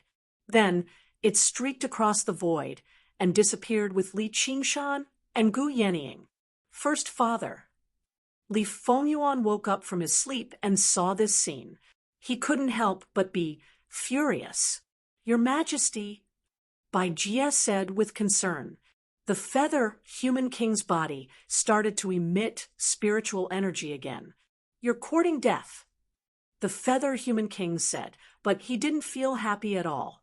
Not only did he lose the pale green feather in this battle, but he also used up the last of his lifespan. His life could be in danger at any time. At this moment, a crane's cry resounded through the clouds. A white crane as large as a mountain streaked across the sky and flew toward the city amongst the clouds. It was one of the 10 demon kings, the Shadow Cloud Crane King. "Old man, you're too late, too late. The thing you wanted is gone, and it won't come back," the feather human king said with his last breath. The white crane turned into a skinny old man with a red crown and a crane cloak. He looked at the feather human king, who had lost his head and half of his wings, in shock. He didn't believe that there was someone in this world who could injure him to such an extent and take away the feather that he yearned for day and night. He was one of the few great demon kings among the feather race. He had long coveted the pale green feather, but he didn't have the chance. He didn't expect someone to beat him to it. Feeling the lingering sleepiness in the void, he suddenly understood. Did they borrow the power of the forbidden land in the north? He frowned and asked, "Who did it?" Li Qingshan and Gu Yenying, the feather human king, didn't hide anything, and said the 2 names while gnashing his teeth. "It's them." The Shadow Cloud Crane King was shocked. He had heard of these two names before, especially Li Qingshan. The Ink Sea Dragon Slayer had shocked the world, but he didn't want to give up. The two of them weren't pure feather race. Couldn't the pale green feather choose a suitable owner? Where are they now? I don't know where they died, the Feather Human King said. It wasn't easy to leave the protection of the world and travel in the void. It was almost impossible to survive. Even if they survived, they couldn't return to the 9 provinces. The Shadow Cloud Crane King wasn't surprised. How could he not pay a price for challenging the Feather Human King? It was already shocking enough that he could do this. Nonsense, my big old man won't die. He'll come back and beat your dog head up. Li Fengyuan's eyes were filled with tears as he pounced at the Feather Human King. Shut up! The Feather Human King grabbed Li Fengyuan's neck angrily until he returned to his original form. Phoenix, the Shadow Cloud Crane King, was shocked again. He had heard about the appearance of phoenixes in the Green State, but he had never seen one. He couldn't help but feel a sense of familiarity and respect, confirming his judgment. He said seriously, "This is the leader of the feather race. Please let him go." The leader of the feather race. I ate the leader of the feather race. Chapter 1159. Under the big banyan tree. The leaves rustled in the wind. Little N's long hair fluttered in the wind. He suddenly meditated in silence, the light and shadow mottled on his white robe. She suddenly opened her eyes and stood up, looking around blankly. She felt empty in her heart, as if she had lost something extremely important. Without thinking too much, she whispered, "Qingshan." The only reply she got was the sound of water splashing. The shadowed Cloud Crane King was shocked and furious at the same time. This was equivalent to slapping him in the face, treating him, a great demon king, as if he was nothing. The Feather People surrounded the Feather People King. They spread their wings and formed clouds that covered the sky. They stared at him coldly.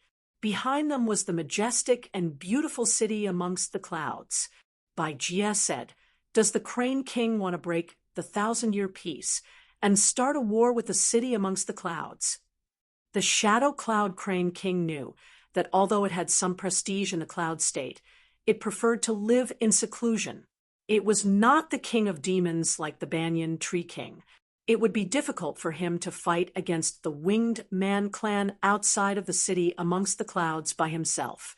Moreover, he did not know the Divine Phoenix at all, so there was really no need for him to stand out. He could not help but say resentfully, "The phoenix is a divine bird blessed by the heavens, born with the 5 virtues. You have committed so many unjust acts, you will definitely suffer the wrath of the heavens. He is a divine bird, and we are also divine beings. It's a pity that phoenixes are already extinct. Otherwise, we would eat a few of them and extend our lifespans." A male-winged person said proudly, causing everyone to laugh in agreement. The shadowed Cloud Crane King's expression changed as a few phoenix feathers fell before his eyes. He caught them with a wave of his sleeve. On the neck of the Feather Human King, there was a white light wriggling as if it was chewing and digesting, or like a phoenix struggling with all its might. He couldn't help but let out a long sigh. Unwilling to continue watching, he flicked his sleeves and left. Bai Jie smiled faintly. This was the might of the winged human race. Even the 10 demon kings of a province had to admit defeat in front of them. She then turned around and asked, "Your Majesty, are you all right?" There was no answer, only the wriggling of the white light. Li Fengyuan was swallowed by the white light, but in front of him was an unprecedented deep darkness. Deep pain engulfed him. It was as if thousands of needles had pierced deep into his body. The white light seemed to have substance as it squeezed and cut his feathers, flesh, and bones into pieces. They were then swallowed and digested. He was born with a tenacious vitality. It was as if he wanted to experience this despair more clearly. All the pride and tenacity had become weak. He could not help but ask for help. Eldest father, it hurts. Save me. But there was no response. The pain grew deeper and deeper, coming from his heart. Big old father is no longer here. In order to save me, his spirit began to shatter, leaving behind only a remnant of his consciousness. Don't tell me, this is it? At the last moment, a loud voice boomed in his heart. No, that was not his voice, but the phoenix's never-ending belief. Li Qingshan's will to fight without ceasing his innate inheritance. Therefore, the moment he was about to be killed, he burned up all of his vitality and entered death. The Featherman King's body no longer emitted spirit light. Devouring phoenixes was indeed very beneficial to his lifespan. He could clearly feel the blazing phoenix blood flowing through his body. It was filled with endless vitality, and it had gotten rid of the meaning of death. It gave him a great sense of pleasure. Suddenly, all the vitality was extinguished like the embers left behind by a flame. The white light condensed into a head again. It was still old and on the verge of death. It had lost the vitality brought by the phoenix blood, and there was a hint of fear on its face. The thing he was most worried about had happened. Phoenixes were not that easily digested. That was why he had chosen to suck blood slowly in the beginning. However, the situation was too urgent, and he had no other choice. He had planned to slowly eliminate the hidden danger in the future, but he did not expect this to happen. Just as he was filled with anxiety, he realized that the spirit light was no longer dissipating. He was slightly relieved. Looks like it worked after all. It extended my lifespan. However, he soon realized that something was wrong. Although the spirit light was no longer dissipating, it had started to condense in his body. The pure, almost transparent white spirit light was like a round pearl. Suddenly, an orange flame was ignited in it. Rumble! A peal of thunder rumbled across the horizon. Suddenly, a strand of dark cloud appeared in the azure sky. It spiraled and grew, spreading rapidly. This is the Shadow Cloud Crane King suddenly turned around. The Feathermen looked up. Bai Jie's heart skipped a beat. Could it be that the Shadow Cloud Crane King was right? Killing a phoenix would bring about divine punishment. She had never heard of such a thing. Your Majesty, are you all right? Divine tribulation. The Featherman King looked at the sky with a hint of confusion on his face. He reacted quickly and used all his strength to extinguish the flame in his body. However, it was like trying to put out a fire. Pure, white spirit light surged in wildly, fueling the rise of the flame. The tribulation cloud spread rapidly in the sky. The thunder grew louder. The Featherman King felt that his aura was locked. Although he was surrounded by the Feathermen, and the Shadow Cloud Crane King, one of the 10 demon kings, did not dare to offend him, he suddenly felt that he was alone in this world. Divine tribulation could succeed or fail, but it could never be escaped. This was the divine tribulation. The dark tribulation clouds shrouded the sky, and they were still expanding and spreading. Ascension, heavenly tribulation. The Featherman King is ascending now. No, it's 3 heavenly tribulations. The Shadow Cloud Crane King's heart skipped a beat. He thought that the Featherman King was ascending. However, he soon realized that there were no ripples in the domain, and the color and quality of the tribulation lightning were not right. However, in terms of scale, the ascension heavenly tribulation was probably nothing. The pressure it produced was so overwhelming that even he, who was far away, could feel the pressure. He still did not understand. What was going on? It was not the Featherman King who was ascending. Why was the aura locked on him, and with such great momentum? Could it be, Your Majesty, what is going on? Jia asked in shock. The Featherman King's face flushed and paled. He spat out 2 words with difficulty. Nirvana! The Phoenix's nirvana, rebirth from the ashes, was the prelude. There was great terror in going from life to death. Nirvana was like extinction, even more horrifying than normal death. At the last moment, Li Fengyuan chose nirvana, letting everything return to silence, and then igniting a new flame. It was called rebirth. This was naturally something that Jia had never seen before. Nirvana, the Shadow Cloud Crane King first exclaimed, then laughed loudly. I told you there would be divine retribution. This is the cycle of karma and retribution.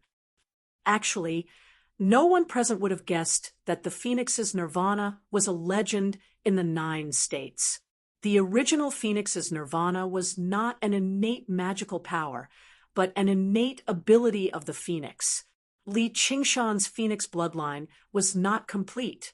Moreover, it was a mixture of multiple bloodlines, and it was not pure enough, which was why it became a magical power. It was repeated and superimposed. He sacrificed all other abilities to strengthen the Phoenix's most powerful ability to the extreme. And at this moment, as the only Phoenix in this world, it was showing its true nirvana. I did it! In that bit of flame.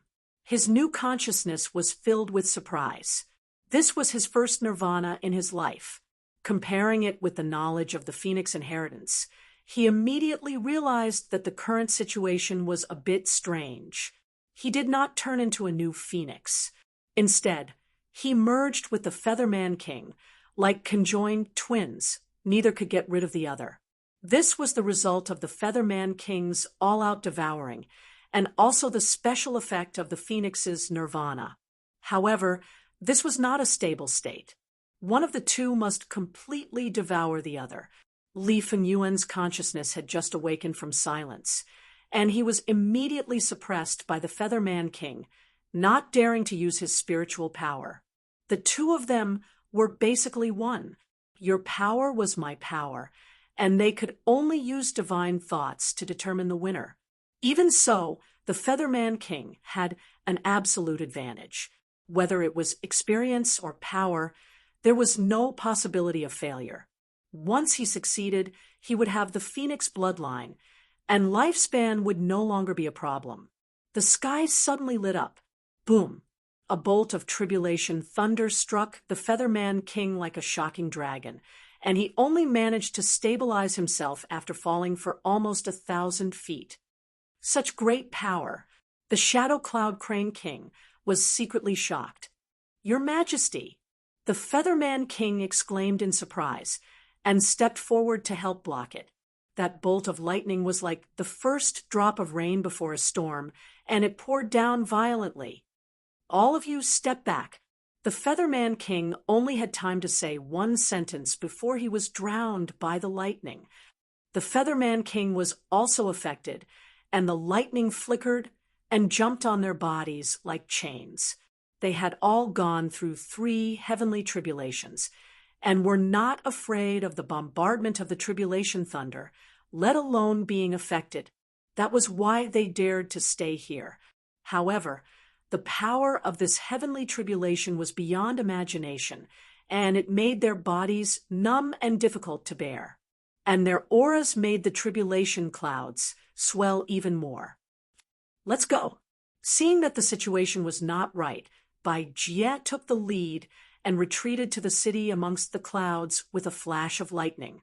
The lightning was blocked by a translucent light screen, and the tribulation thunder only caused a few ripples on it, showing the powerful defense of the city amongst the clouds' great formation. However, her expression suddenly changed. Oh no! Move the city amongst the clouds quickly. The tribulation clouds had already spread over, and their shadows covered the white palace. The feathermen in the city woke up one after another, and they saw this scene, but they did not realize what had happened. Arcs of lightning bounced and jumped on the white light screen, and the ripples became denser and denser. The powerhouses of the feathermen also reacted, and their expressions changed. It will be terrible if we are involved in the heavenly tribulation, but only your majesty can move the city amongst the clouds. Let's push the city away. After making up their minds in a few words, they all flew down and pushed the city amongst the clouds against the lightning. The city amongst the clouds moved slowly and escaped the shroud of the tribulation clouds. Baijia heaved a sigh of relief. Fortunately, with their strength, they could even move a mountain away if they worked together.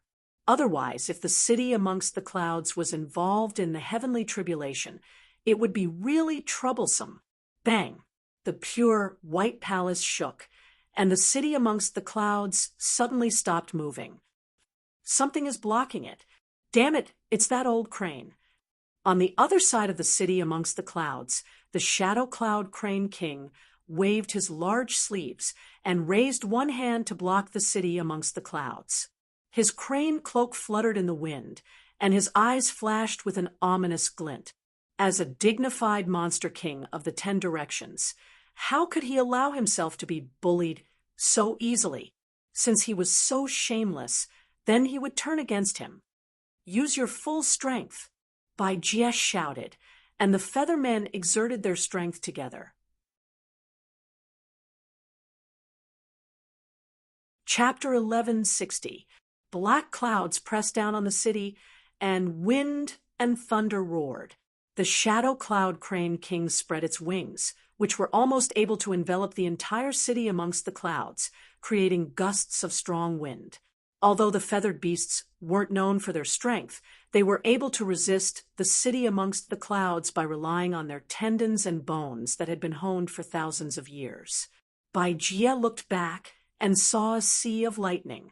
The king of feathermen was nowhere to be seen. Since the ruler of the city amongst the clouds was not here, there was no one else who had the authority to control the great formation of the city amongst the clouds. As such, all kinds of offensive methods could not be used. Otherwise, the old crane would definitely be defeated. Moreover, their auras caused the tribulation cloud to continue expanding and stretch out a few hundred kilometers, causing the sea of lightning to become even more violent. The rumbling and flashes of lightning didn't stop, and it seemed as if the heavens were enraged and wanted to destroy everything. The electric arcs interweaved around her body, and the pressure on her increased. The thunderbolts bombarding the city amongst the clouds increased in number and density. No matter how sturdy the great formation was, it could not compete with the heavens. There was no limit to the power of the heavenly tribulation. If this went on, neither they nor the city amongst the clouds would be able to hold on. Bai Ling, follow me. Baijia called out, and went straight for the shadow cloud crane king. At the same time, her mind raced, and she didn't dare to threaten him anymore. Shadow cloud crane king, we have no enmity with you. Why must you become enemies with us for a phoenix that you've never met? The shadow cloud crane king snorted coldly. I'm afraid it's too late to admit defeat now. The winged human tribe will definitely not forget today's grudge. Baijia gritted her teeth and shot an arrow. The arrow turned into a rain of arrows in midair, dragging thousands of light threads. Beware of my sword, demon! White Sun was enraged, brandishing 100 zhang long light sword, whistling as it slashed down. Bai Ling threw out a white halo. It expanded rapidly towards the shadowed cloud crane king. Crane soaring the 9 heavens. The shadowed cloud crane king stretched out its neck and sang loudly, its voice sharp and resounding like silk ripping. For a moment it drowned out the thunder. The rain of arrows, the sword of light, and the circle of light were all twisted and shattered. Baijia frowned. This old demon was indeed not easy to deal with. Everyone continued to attack. The safety of the winged human tribe is in our hands. As he spoke, he kept plucking the bowstring.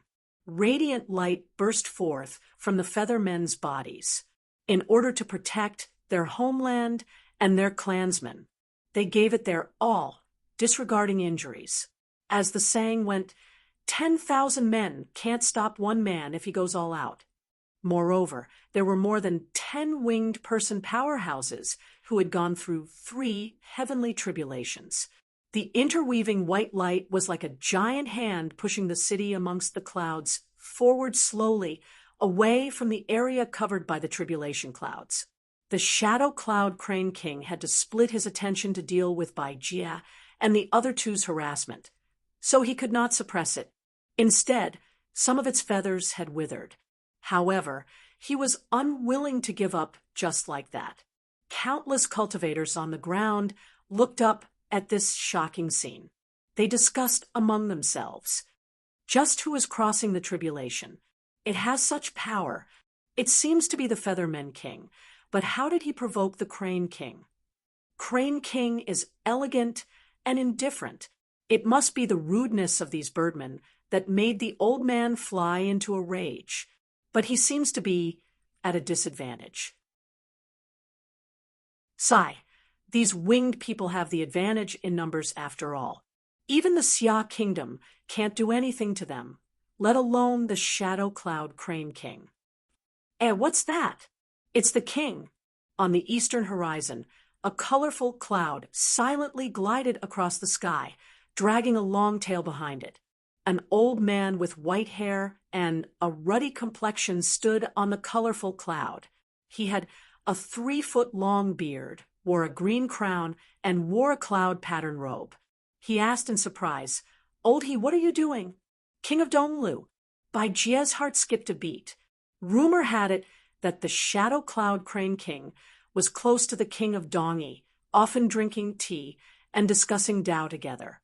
If he also made an enemy of the winged people, it would be one disaster after another. The Shadow Cloud Crane King's words proved that the rumor was true.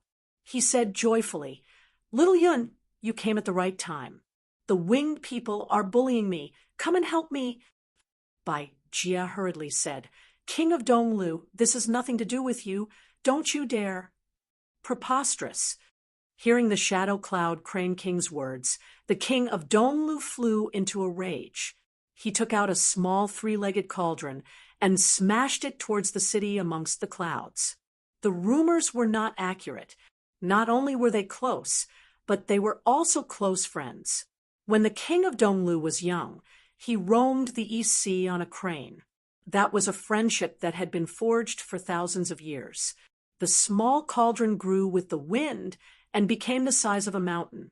On its surface were patterns of clouds and stars, as well as the mountains and plants of Yunzhou. It was one of the 9 cauldrons, the Cloud State Cauldron. Boom! The advance of the city amongst the clouds came to a sudden halt. The king of Donglu held the incantation with both hands and chanted silently. Colorful clouds rose beneath his feet and pressed down on the city amongst the clouds. Only then did he send a telepathic message to the Shadow Cloud Crane King. Luckily, I heard the commotion and rushed over. What happened? Why are you angry with these winged people? Who is going through the heavenly tribulation? It doesn't look like the heavenly tribulation of ascension, but the commotion. The Shadow Cloud Crane King explained the cause and effect, as well as his own speculations. I see. There's actually such a thing. This doesn't seem to have anything to do with you? The king of Donglu asked curiously. The old he knew would not make such a big fuss over a single sentence, let alone drag his friends down with him. "It has nothing to do with me. It has to do with you," the Shadow Cloud Crane King said. The king of Donglu glanced at the horizon again and nodded in understanding. This is indeed an opportunity. How could one allow others to sleep beside one's bed? That was why the ancient king of southern Yu conquered the merfolk and left behind the king of Yu's remaining stratagem. Furthermore, the threat of the winged people was far greater than that of the merfolk and merfolk. Not to mention the daily struggle for resources, the power they had been accumulating for thousands of years was like a sword hanging above their heads. Once the time was ripe, the king of Donglu's residents would most likely be the first to suffer. Every generation of the kings of Donglu wanted to deal with this great threat, but they did not have the ability to do so. Bai Chungang has just lost that feather. We can't let him devour the phoenix. He has long coveted the Cloud Province. Now that the world is in chaos and the Great Xia is no longer as powerful as before, he will definitely make a move. Before we ascend, we have to deal with this problem for the younger generation, lest they become slaves again, the Shadow Cloud Crane King said. That's exactly what I was thinking. Wait for me to summon the White Dragon King and flatten this city amongst the clouds. The king of Donglu waved his sleeves, and a decree flew out, summoning all the officials. The Cloud Province demon kings and human kings worked together to suppress the city amongst the clouds once again, preventing it from advancing. At this moment, the tribulation cloud had already enveloped everything within its range of attack, and it became even more ferocious. In terms of scale, even the Golden Cicada Spirit King's heavenly tribulation for ascension could not compare to this. The winged people experts were gradually unable to hold on. Not only could they not advance further into the city amongst the clouds, but they were also pushed back several miles. The great city guarding formation was bombarded by the lightning. The white screen of light also dimmed slightly, and the buildings in the city began to tremble slightly. The king of Donglu was secretly speechless. There was a limit to one's strength, if not for the might of the heavenly tribulation. Even if all the great cultivators in the Cloud Province were used up, they would not have been able to break through the city amongst the clouds. This won't do. If this continues, we will all fall. A winged people expert shouted. We can still escape, but what about the people in the city? Once the great formation is broken, it will be the disaster of the entire race. How can this be? How can this be? Bai Jie also felt despair. Could it be that the heavens really blessed the divine bird? Killing it was inauspicious. You're tuning in to the Mystic Fist YouTube channel. Don't forget to subscribe and join us on this journey to catch the most captivating stories.